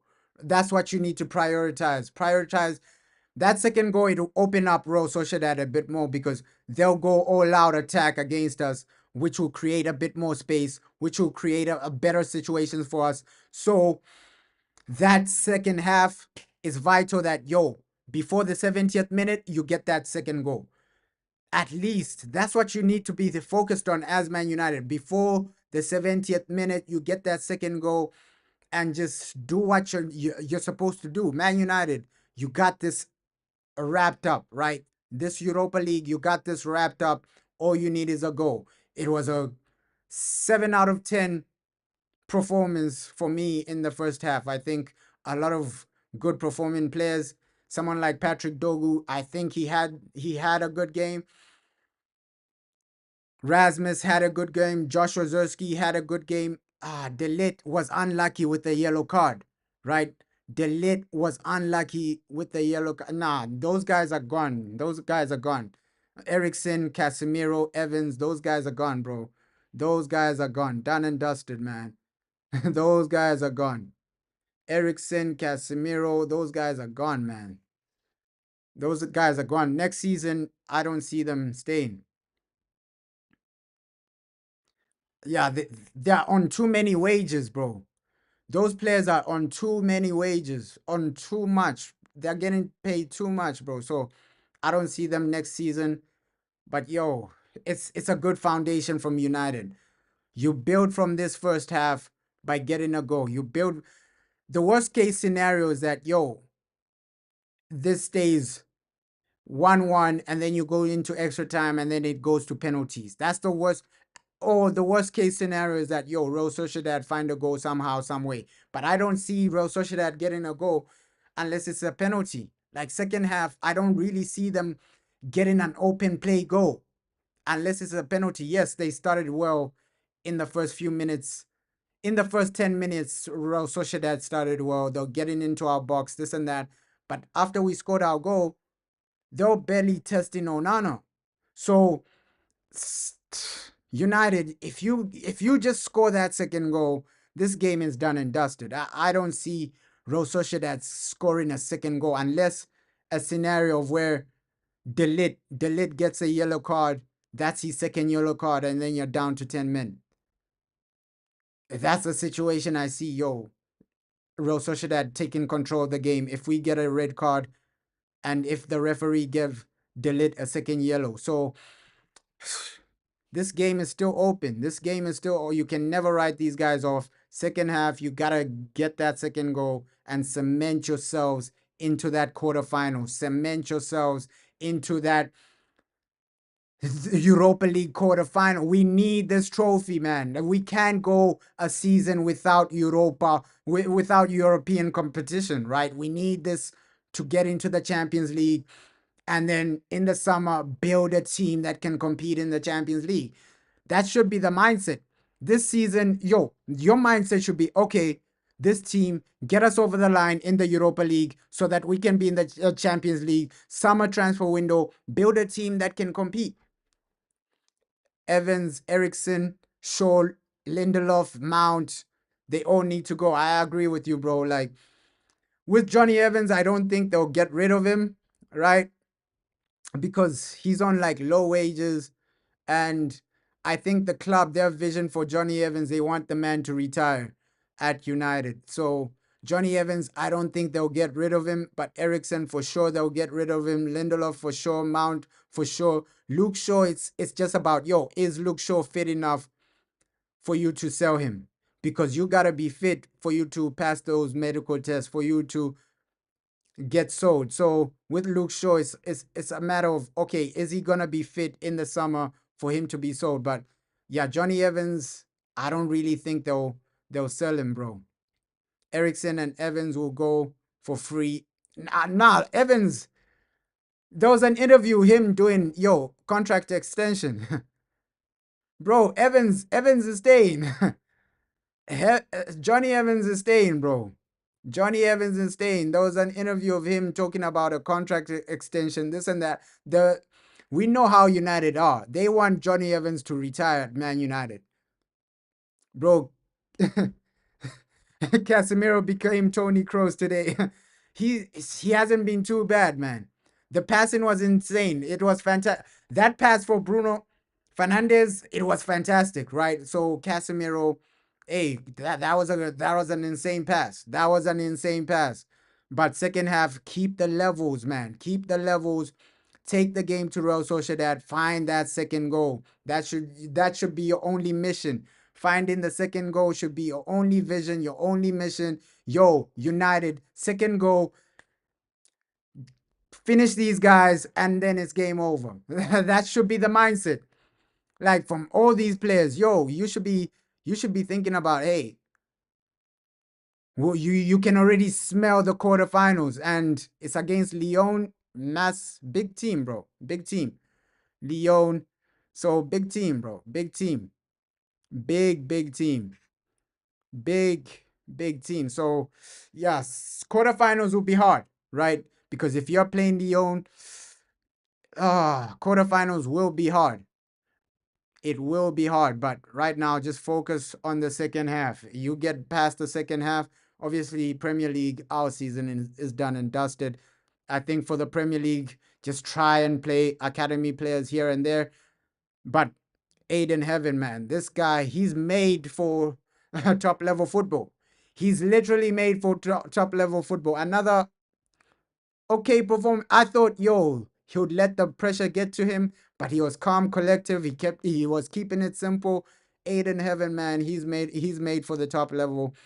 I think he has the confidence to make it at the top level. You can already see that from the first half, man. Oh yeah, Cherky. Cherky. That guy, bro. Ryan Cherky. He is technical. He is technical, bro. Cherky, that guy, bro. From Lyon, bro. That's why I'm saying it won't be an easy game because they do have some good players. They do have some fantastic players, but yeah, Rasmus looked lively today. I still have to give him his credit. Yeah, second half almost underway. Yo, United, you know your what you need to do, right? Get that second goal. That should be your only mission. Get the second goal, keep it simple, and then yo, once that second goal comes, these guys will open up. Will open up. They'll go all out attack, and then everything will fall apart for Real Sociedad. That's my prediction. Man United score, Real Sociedad go all out attack, and then they start leaving a lot of space for us, and then we might get the third goal. So it all depends on when you get that second goal. Yo, his price is like what, 25 million? Ooh, that's really affordable. That is really affordable. I see him going to like a top level club, right? Turkey. I see him going to a top level club because I'm not like disrespecting the French league or anything, but I see him maybe in La Liga or the Premier League, right? He's a talent, bro. He is a talent. Technically, he is literally an entertainer. So that's a player to watch out for when we play Lyon, bro. That is a player to watch out for when we play Lyon. But yo, second half almost underway. Apparently, Dortmund have concrete talks. Oof.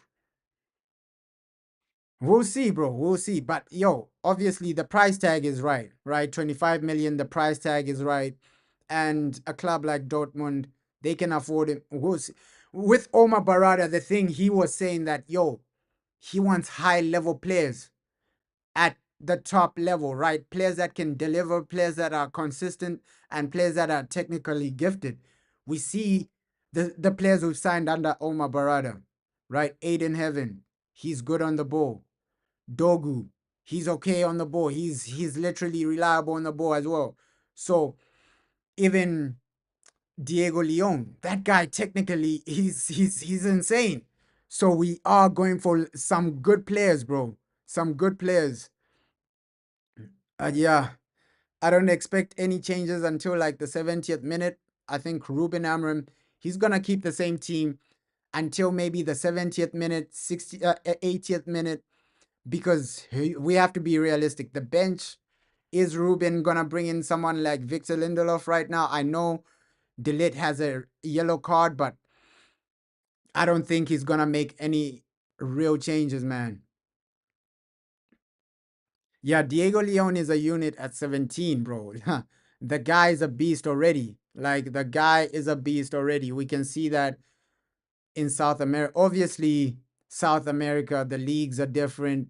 It's going to be different for him in the Premier League, but usually technical ability is the same in every league, right? If you have technical ability in South America, you're going to have technical ability in the Premier League, right? The way you pass a ball doesn't change when you change a league. So Diego Leon, he passes the ball extremely well, right? The way you pass the ball doesn't change even if you go to a tougher league, whichever league you go to, the way you pass a ball doesn't really change. You can only see Ugarte and Eriksson coming on. Yeah, Ugarte might. I don't think the manager might risk it, but with Ugarte, you bring him on when you need to defend. So we might reach a situation where we score the second goal and then you need more bodies to defend the lead. Maybe he might bring on Ugarte in that situation. Eriksson, maybe as well. Yeah, Toby Collier. We might see anyone, right? Any of those names, Ugarte, Eriksson, Toby Collier. I see a situation where the manager brings them on in the second half. But right now, I think the team is performing okay enough to get the second goal. You don't really need to make too many changes. I think right now, just tell players like Diego Dalot to attack a bit more, right? To help the attack a bit more. I think Diego, we need you a bit more in the attack. I think Patrick Dogu, he crossed the ball a few times there. Some good crosses, some good passes. He was really involved in the play. So we just need more of that in the second half. Come on, come on. And here we go. Second half, almost back underway. Can you win this game, United? Get over the line. This is just down to you. Down to you, Manchester United. Down to you. Come on, ready for that second half. Let me start the timer. It's down to the players, man. It's down to the players. You can see Joshua Zerski score. I can also see a situation where Zerski or Hoyland score, right? Before the 70th minute, I think that's the perfect thing. You get a goal before the 70th minute. I think, that's a perfect scenario for United. Like, if you're ahead before the 70th minute, that's the perfect scenario. Yeah, even Hoyland is getting into some great positions, bro. Some great positions. Second half, here we go, man. Here we go. Oh, here we go. Second half. Come on. Come on, come on, come on, come on. Okay, okay.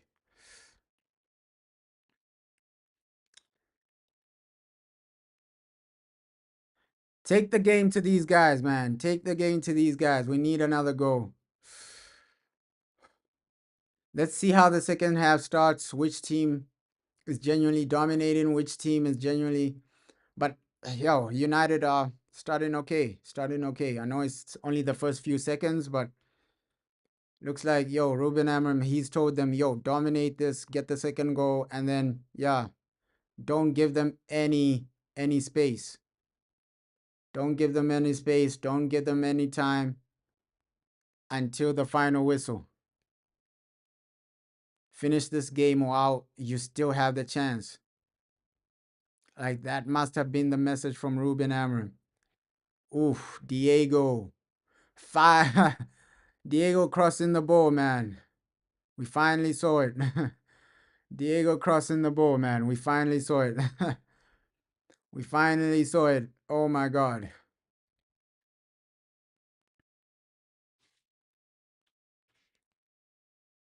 Come on, United.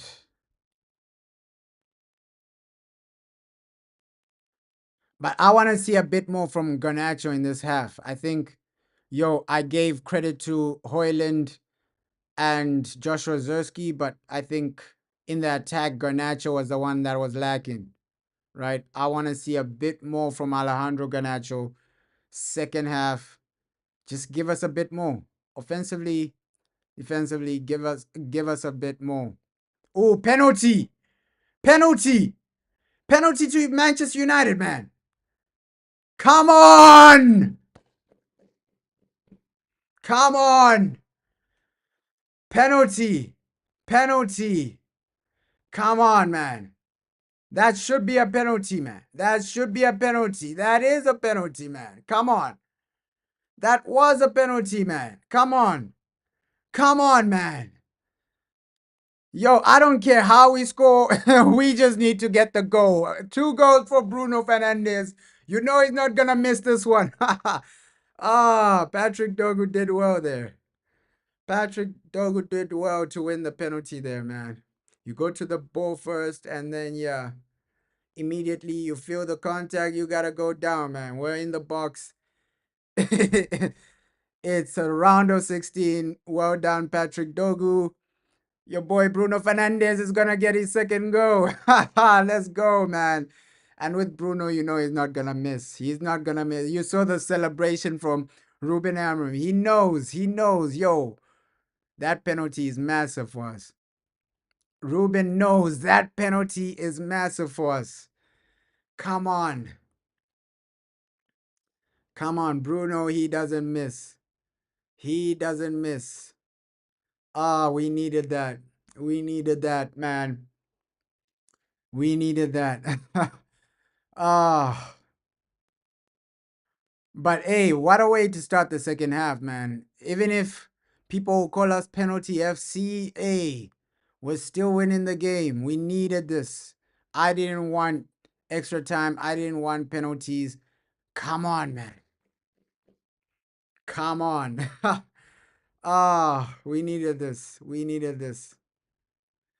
Come on, United. Just get that second goal. Bruno, we know you're gonna put it over the line.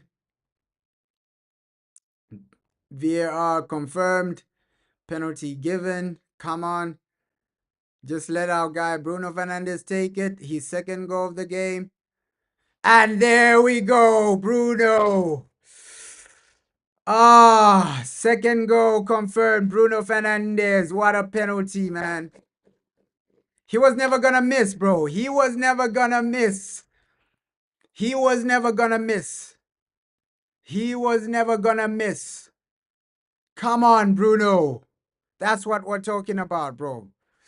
That's what we're talking about. 2-1, the perfect scenario.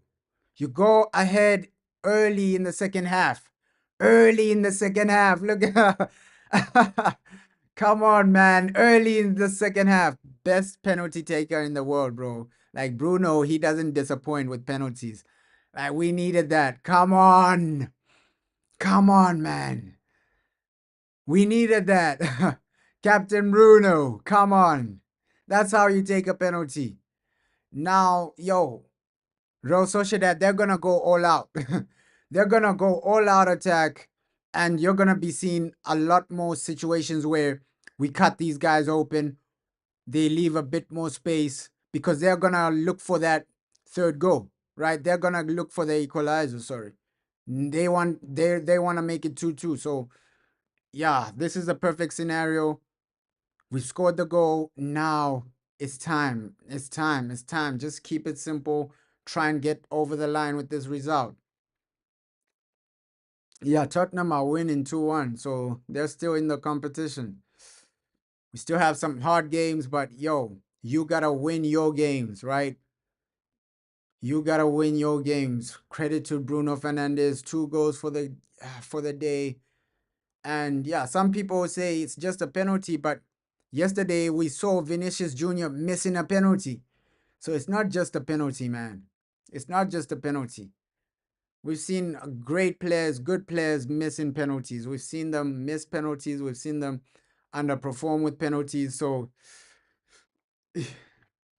you gotta take the penalties while they come, bro. Come on. Zubamendi in shock. Perfect scenario, man. I did not want extra time or penalties. I did not want extra time or penalties, man. Even Chelsea are winning their game. So, yeah, Premier League teams are winning their games. In Europe, the only team that got knocked out is what? Liverpool?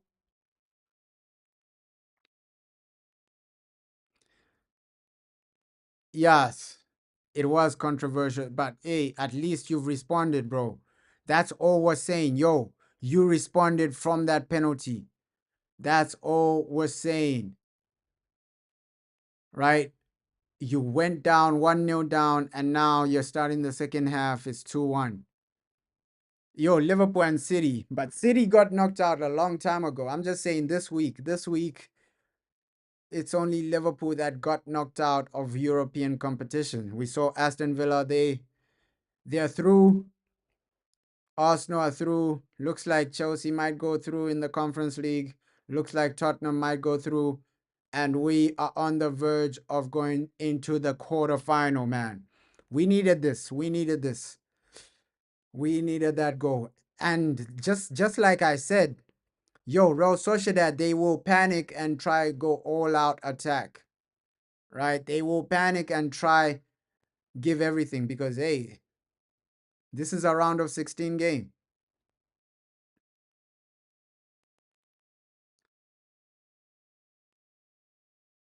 Yeah, we will be invincible in the in the Europa League. If we go on and win Europa, we will. I think we might be the first team in Europa to not to lose a game or something like that.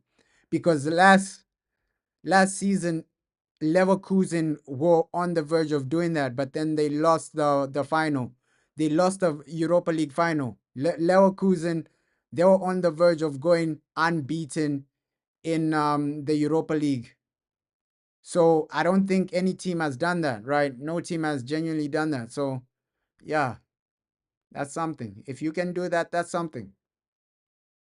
Yeah, Leverkusen, they were about to do it unbeaten in the Europa League, but then they lost the final to Atalanta.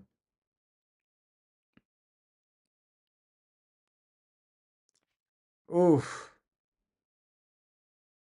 Aiden Heaven, man. Wow, this guy is different, man. He is genuinely different. Aiden. He's literally ready for the first team.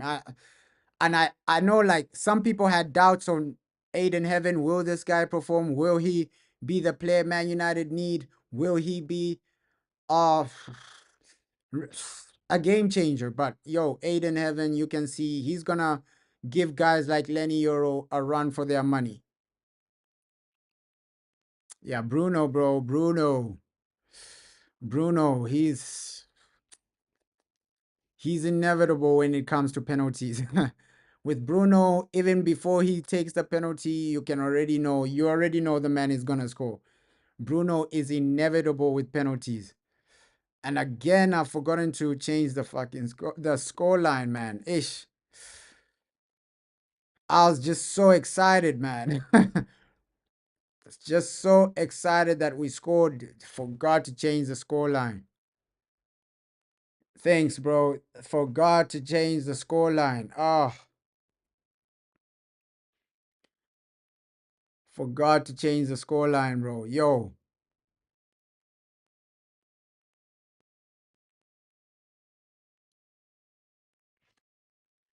Oh my God. Yo, we just want to see a bit more from Garnacho. Garnacho, come on, man.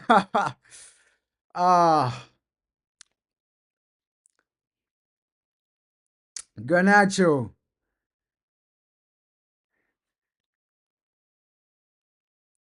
Come on, United. Just a few more minutes.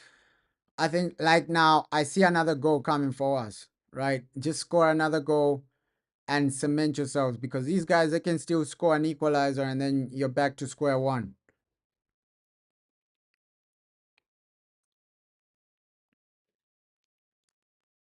Yeah, we're seeing like a glimpse of what we're going to see in the future, right? A glimpse of, okay, maybe with the right players, Ruben Amorim, the type of performances he's going to be delivering week in, week out. We might be seeing a glimpse of that, right? We might be seeing a genuine glimpse of, okay, this is what Ruben Amorim wants us to do. Come on. Just stay focused defensively as well. I like the shape as well. Like when we're defending, I like the shape of the team. I like how you're just keeping it compact as well. So that's another area of our game I like today. And the way Rasmus and and Zersky are linking up. It's really, really impressive as well. Rasmus and Zersky, they're literally looking for each other. They are literally looking for each other, Rasmus and Zersky, man. So I just, this game, man, it's delivering. It's delivering. It is delivering, man.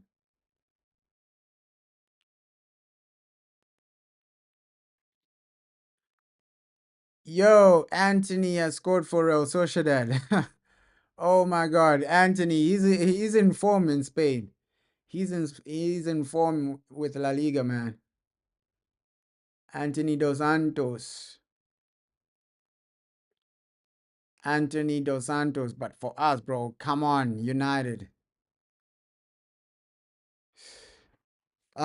We're comfortable, man. You can even see how we're passing, like proper passing. We're in control of this.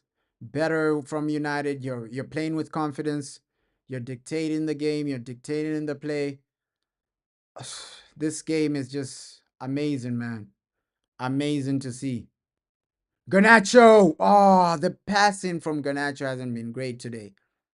That's the only player I'm saying to myself, yo, you gotta improve, man. You gotta improve, but at least we're winning. At least we are winning, man.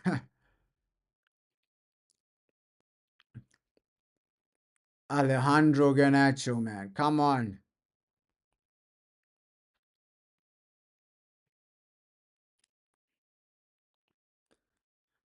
Yeah, put all your eggs into that Europa League basket. Like the week before Europa League, don't even focus on Premier League because our Premier League season is done and dusted. Put all your eggs into that Europa League basket. When we come back from that international break, Europa League football is back. So after that international break, obviously, after our next Premier League game is an international break, then you're playing Lyon. So you gotta genuinely just focus on that game, right? Put all your eggs into that Europa League basket, man.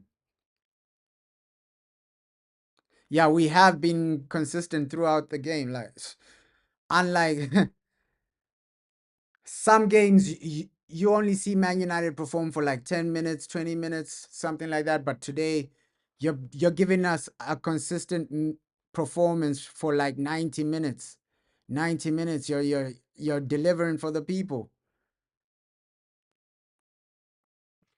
So this is way better for United, man. Extremely better. Come on, man. But Diego Dalot, Garnacho haven't been great, but at least we're winning today. That's all I can say. Put all your eggs into this Europa League basket. When we come back from international break, don't even focus on Premier League. Like focus on that quarterfinal. That quarterfinal is what you should be focusing on. Right. Europa League quarterfinal, that's what you should be focusing on. When we come back from that international break, don't even think about Premier League, man. Your players should be thinking about, yo, Europa. What do we do in Europa? Because Europa is where it's at, man.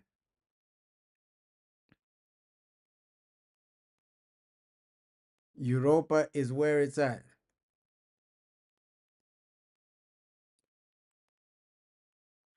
Let's not get into a situation where these guys equalize. Oh, Garnacho has been poor today. He's failing to beat his man. He's failing to genuinely do basic things. I expected a bit more from Alejandro, man. I expected a bit more from Alejandro Garnacho. To be fair, I genuinely did expect a bit more. Not the best game for Garnacho today.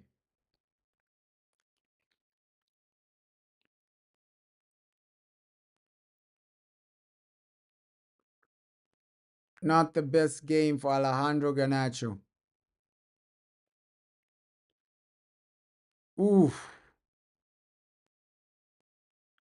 You might have to like just sub off Garnacho and then put Bruno in that number 10 position for eight, like put Toby Collier in the midfield, right? Sub off Garnacho, put Bruno in the number 10 position, and then, yeah, Collier in the midfield. I think that should be the move for the manager. Oh, Real Sociedad, red card. Thank God. Game over, bro. Game over. Game over. Red card, man. Get in, bro. Game over. That's game over right there. I thought the referee would be against us, but yo, he's making some good decisions there. That was a clear red card, man. Clear red card. Ooh. Yes. Clear red card, man. You can't even argue with that. Referee making some good decisions in this game. I think that's game over for Real Sociedad. If you wanted a chance, you needed at least. You can see, yo, how their manager reacted. He knows that red card is massive. That red card is massive. So I think it's game over for Real Sociedad. And yeah, United, your viewpoint for this game is, hey, try get more goals. Try get more goals, man. Might be game over for Real Sociedad. Come on, that's what we needed. That's what we needed. Great decision by the referee. That's what we needed. Game over for these guys.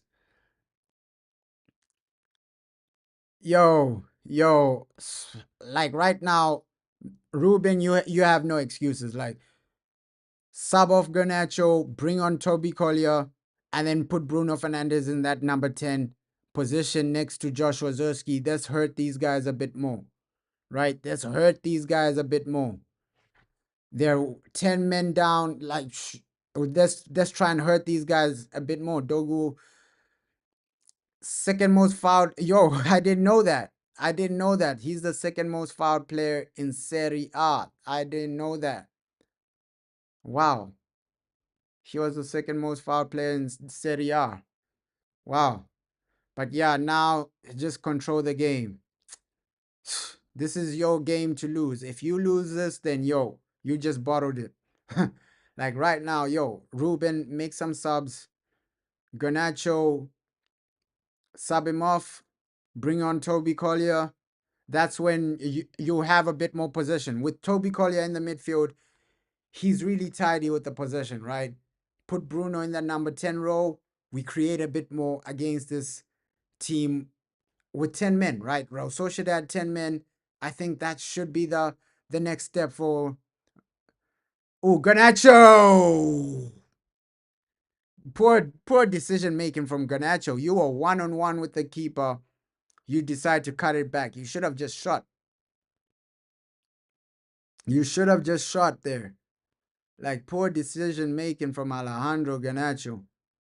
Like, that was a great opportunity to go closer and shoot. Yeah, Zerski, man. Oh, he's been class. I want the guy to get his goal, though. I want him to get his goal. Let's hope he does get his goal, but he's been brilliant today, Zerski. Josh, fair play to him. Fair play to Joshua Zerski, man. He's been insane. I want one of our attacking players to get their goal, man. Because with attacking players, goals just give you confidence. They live off goals. So if you can get one of these guys a goal, either Hoyland, Zerski, Garnacho, get one of these guys a goal so that they can be smiling at the end of the game. We heard what Ruud Van Nistelrooy was saying. Like, yo, he was only he only cared about yo when he gets a goal, right? We heard what he said. Yo, there was situations when Man United won, but he didn't get a goal, so he wasn't happy. So that's a lot of attacking players. In general, that's a lot of attacking players. But this has been an amazing game. I won't even lie. Yes, the referee has had a massive part to play, but yeah, it wasn't boring like the last one. The last one was just a boring, man. Like, we're asking the situation of, okay, what's really gonna go on? This game has nothing to it. The last one was so boring, but here there's so much drama, so much going on, and it's just keeping the people entertained, man. And that's why we love. That's why we watch football, for entertainment. For entertainment, man. Oof. Come on, come on. These final few minutes, try your best. Try your best to keep it simple. That's why I'm saying, yo, Toby Collier, bring him on. Pen, red card, yellow card. Yeah. We still need like a goal from open play in this game. We still need a goal from open play. But there's been a lot of drama, man. Red card, penalty, 3 penalties. You never see that in most games, like 3 penalties. Like when do you ever see 3 penalties in one game? Like you barely see that. You barely see situations like that. We are, oh, you check the stats, we are dominating in each stat. That's pretty good, man. That's pretty good. Like at least we're also playing well. That's the main thing, bro.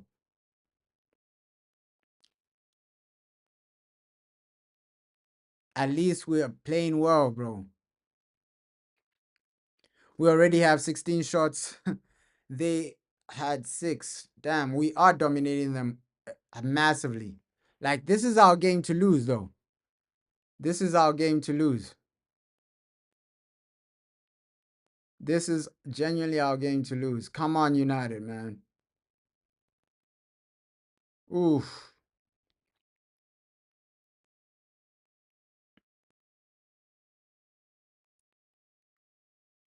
Yeah, Dogu is also a class. For me, we genuinely needed this guy. We really, really did. Oh, yes. Come on, I just want a goal from open play. That's why I'm saying Garnacho has been horrific, man. Garnacho in this game has been horrific, man. The passing has been below average. Everything he's doing is below. You need to sub off Garnacho, man. He hasn't been at his best. Like, yo, Garnacho hasn't been there today. Let's go, man. It's been a while since we've genuinely won a game convincingly. Like winning a game convincingly, it's been a while because the Arsenal game, we were supposed to win that, but we drew it, right? The first leg, we were supposed to win that, but we drew. So it's been a while since we've won a game convincingly. Yeah, maybe bring on Ericsson, either Ericsson or Toby Collier, man. For me, yeah, you just need to freshen it up, right? 70 minutes in. Like, yo, Patrick Dogu, he's been insane, though. This game has been his game. I gotta give the guy some credit. This game has been his game, bro. Yeah, Toby Collier, man.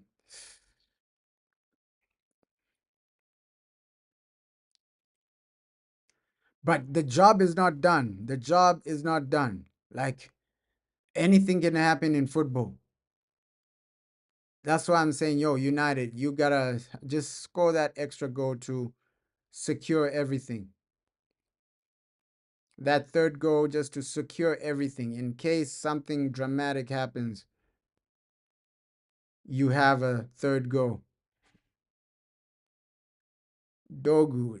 This guy is he's a machine as well. Dogu. Wow. Wow. Wow, wow, wow.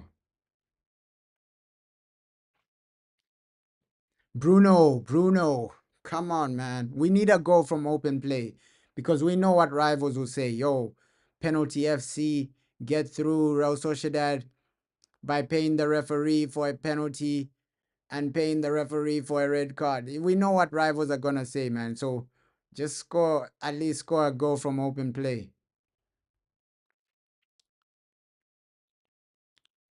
Score a goal from open play. That's what we need right now. That's what we're begging for right now. Come on, United.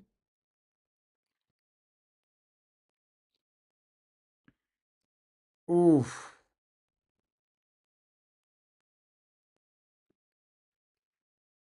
But yeah, you can see that this team, you still need a lot of work.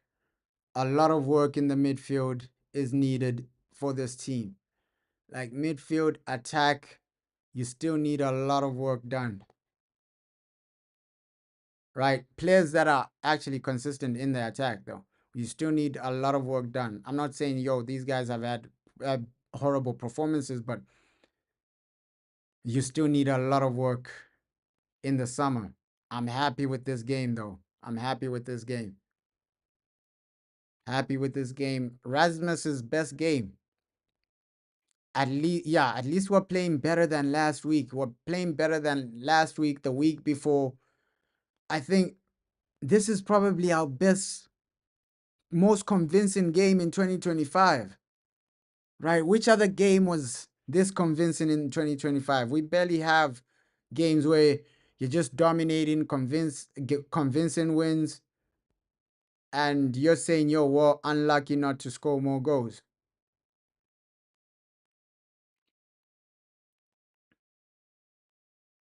It's been convincing, man. Extremely convincing from United. Looks like Tottenham, they're gonna go through. Then complete control. You're saying Liverpool? Oh yeah, Liverpool was in 2025. Yeah, you're right. You're right. That Liverpool game was in 2025. I thought it was in December. Yeah, you're right. Maybe against Leicester City in FA Cup final. Oh, in the FA Cup, I think, Leicester City, we have to remember that game, we won it in the final minutes. So I think here, you're winning it comfortably. There's still minutes to go, like over 30 minutes to go. We scored that goal when, like the 50 something minute. So yeah, I think this. Oh yeah, that's 7-0 win. Yo. But hey, by far this game was one of our better ones. That's what I can say. Like it was one of our better games because at least the players, you're winning the game.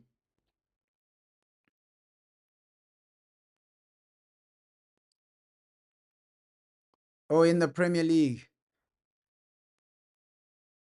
Yeah, this game, bro, it's just the one, bro. It's just the one for me. You're even confident as a fan. As a fan, unless something dramatic happens, you're confident that we're gonna win this. Quarterfinals, here we come, man. Quarterfinals, here we come. That's all I was praying for. United, can you reach the quarters? I know there's still like 14 minutes left, but you've cemented yourself into those quarterfinals, and now just cement yourselves. And with the quarters, just worry about Europa. Premier League is done and dusted. You worry about Europa. That's what I was saying. Like before the game started, you take it step by step. The moment you reach the semifinals, that's when you can realize that this game, it's really possible for us to win Europa. Right? If you beat Lyon, you get to the semifinal. That's when you can smell the trophy. You get to the final. That's when you can smell the trophy. Yeah, only a matter of time until we score, bro.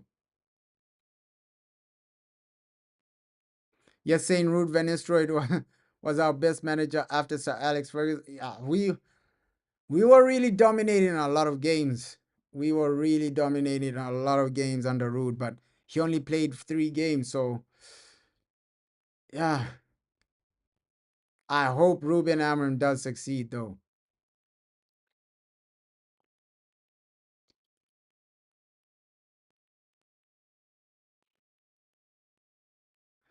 Yeah, Jose, he finished like second, won the Europa League. Yeah, based on like everything won, Jose by far was our best manager after post Alex Ferguson. I think Jose, yeah, he won everything. That man, he won everything, man.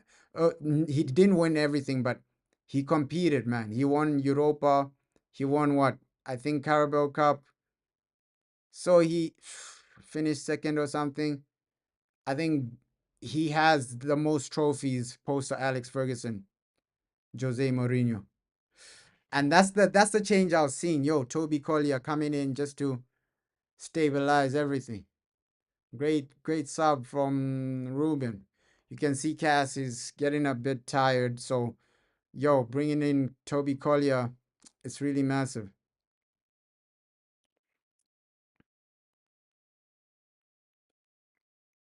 This is what we needed, bro.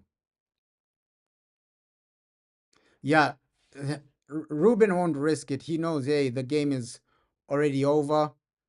You don't need Ogate right now. Ogate, you only bring him on when you need to defend the lead or something like that. But right now, I think Toby Collier was a better option, right? Somebody great in possession, somebody great with their passing. So Toby Collier, he's gonna bring you a bit more possession in the game, man. That was a great substitution from the manager. And this has been a great game for me. I enjoyed this. I enjoyed this, man. Yes, we didn't score a goal from open play, but the way we played, it was convincing. Convincing win. Fair play, fair play, fair play to United, man. Yes, it was red card and penalty goals, but I'm seeing something we haven't seen in a lot of games, right? In a lot of games, I wish the team played like this. In a lot of games, I wish Hoyland played like this. Some of the players, this is probably their best performance in 2025. Someone like Hoyland, I think this is his best performance this year.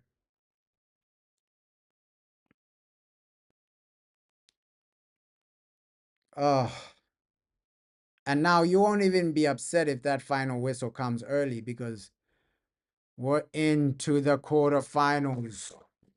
Come on. I'm even praying for like an early whistle. I don't want a lot of added time. I don't want a scenario where these guys get a corner or something and then they score from that. So yo, I'm just praying for less added time today. Come on, Garnacho. But Zersky, man, this guy, he's been having an unbelievable game. Josh Rozersky, but Garnacho needs to improve like a bit more in the next game. Josh Rozersky, man. Wow. But the shot could have been better, but wow. He's having a good game, Josh. He's having a good game, Josh Rozersky. 2 missed chances now. Yeah. 2 missed chances. I think clinical edge we can improve. That's an aspect of the team I always criticize. Yo, clinical edge. Why aren't you scoring more goals? Because even in the first half, we had some opportunities where you could have gotten another goal. Yeah, Mazraoui, bro. Mazraoui is elite. He's a top player. Come on, man. Convincing win from United. I love this. I love this, man. Convincing win.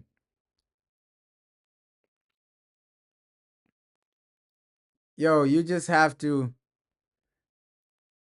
outplay them for the next 10 minutes. Just we need a situation where we're doing ole. It's the final 10 minutes, guys. These guys have a red card. Let's start passing it around and doing ole.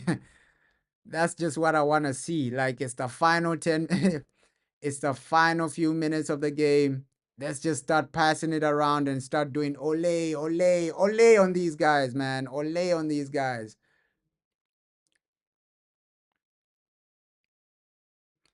Yeah, we got him for 12 million. That's the scary part. So Mazraoui, just based on the price tag, man. He's one of our best signings in the past 10 years. Post Sir Alex Ferguson, I think he's, based on the price tag and his output, I think you can put him top 5 of our best signings. Right? He was cheap and he's consistent. So post Sir Alex Ferguson, I can't think of like even 3 players that have been better signings based on what his price tag and his consistency. I think Mazraoui is up there, man.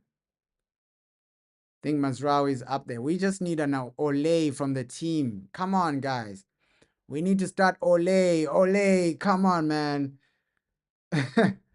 We've beaten these guys. Now start just playing your game. Oh, another penalty for United. Will Bruno Fernandez get a hat trick? Hat trick of penalties for Bruno. Come on, man. We needed that. Another penalty for United. Yo.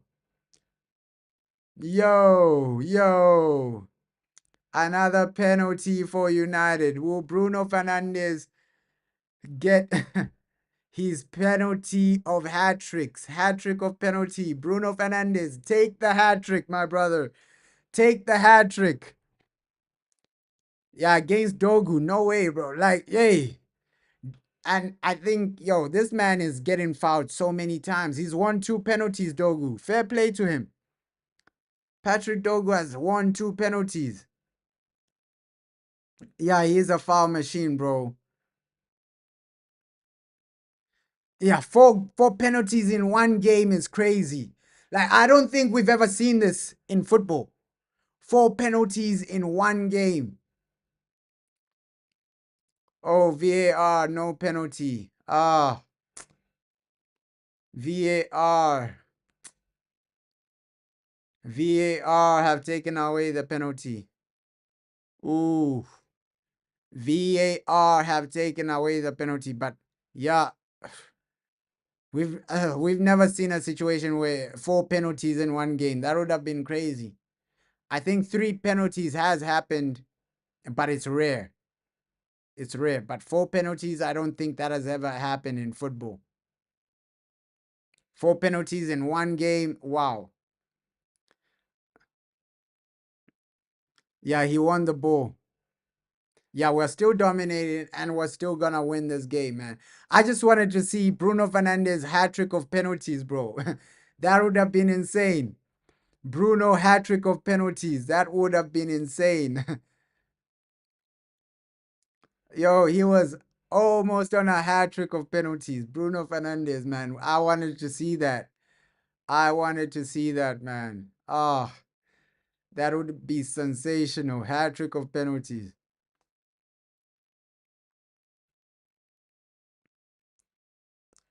I think in the Europa League, that would be a first. A player getting a hat trick in just from penalties. Oh, Bruno does get his hat trick, man.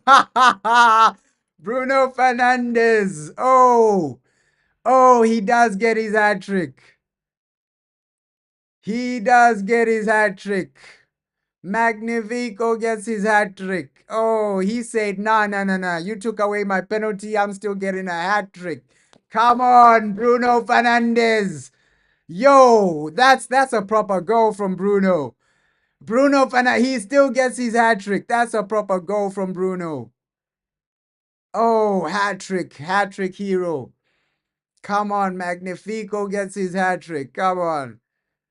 That's the way you end the game. I think, yeah, for me, yeah, just giving the ball, the match ball hat trick. That's the way you end the game. That's the way you end the game, man.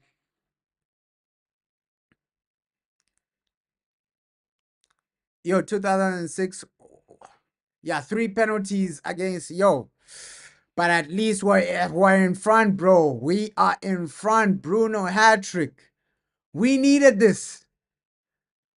Is that a what? Garnacho assist? Oh, Garnacho, he got his assist, huh? But hey, proper strike from Bruno. Proper goal from Bruno. What a goal. And even before the game, I said, yo, this guy was going to get a goal. Bruno Fernandez. He's in goal scoring form. Great goal scoring form. So Ericsson coming on for Joshua Zerski. Fair play to the Magnifico. Bruno Fernandez. Fair play to the Magnifico. Bruno Fernandez. Hat-trick hero. Come on, Ericsson on. Come on, come on, come on. We needed this win, convincing win, onto the quarterfinals, man. Lyon onto the quarterfinals. Let's keep this momentum. Of course, international break. International break ruins your momentum a lot, man. That's the thing. International break.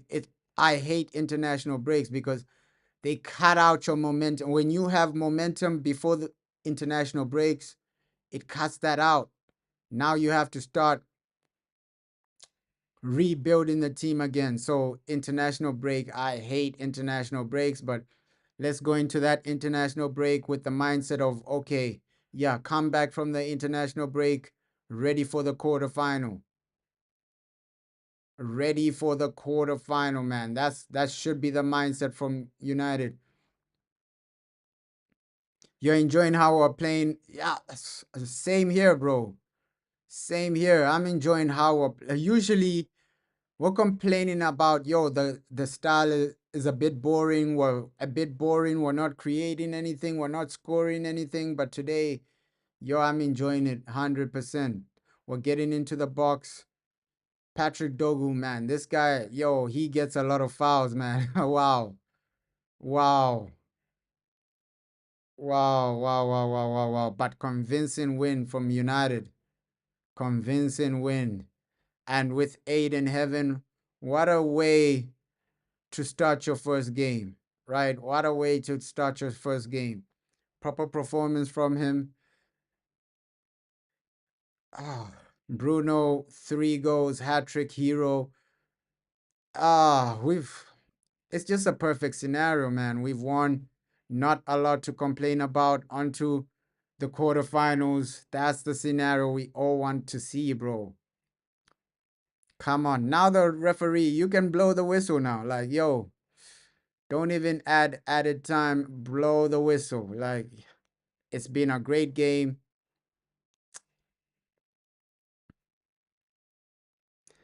Yeah, we're gonna perform against Leicester, man. Sunday, Leicester, our last game before international break. Oh, wow, Diego. Even Diego Dalot is scoring. Even Diego Dalot is scoring. Oh, my God. Diego. Ah. Even Diego Dalot is scoring, man. Even Diego Dalot is scoring. Oh my God. Even Diego Dalot is scoring. Proper game. Proper finish to the game. Even Diego Dalot is scoring, man. What a game. We needed this. We needed this. I I love the way Andro Nana came out just to celebrate, man. I love that. I love that. I love the way he came out from his goal. He just had to celebrate with his guy Diego Dalot because Onana and Diego Dalot are extremely close. So I love the way Andro Nana ran just to celebrate with Diego Dalot. Oh, even Diego is scoring, man. Oh, what a game. What a game, man. Hoyland gets an assist. Hey, this is a proper game today, man. Come on. Come on, attacking wise. Yo, I haven't enjoyed a game like this in such a long time, man. What a goal.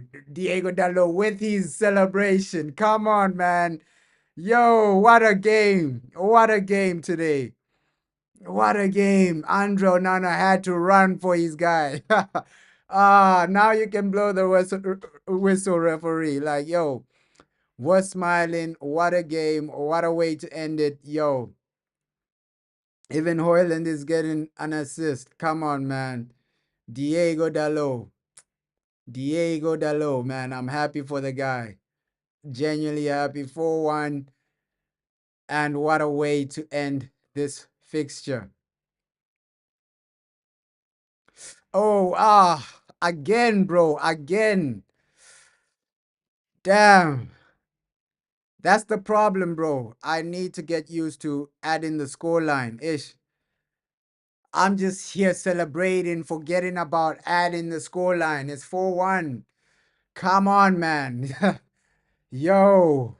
Even Diego Dalot is scoring. I'm just enjoying the game, celebrating, forgetting to update the scoreline, man. We are cooking them, bro. 4-1, man. Let's go. 4-1, man. Let's go. Come on. This is how you convincingly win a game. Like the most convincing win we've seen in 2025.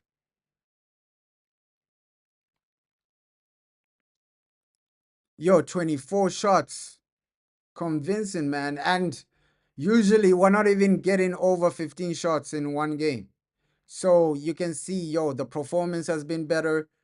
We've delivered with some goals. Of course, three of them were penalties, right? Two of them were penalties, sorry. Bruno, lovely goal. Diego Dalot, nice goal as well. So, yo, we've turned up. We've literally taken the game to these guys. And I just gotta clap, man. Clap for Ruben. You set the team up well. They came out, delivered for you, performed for you.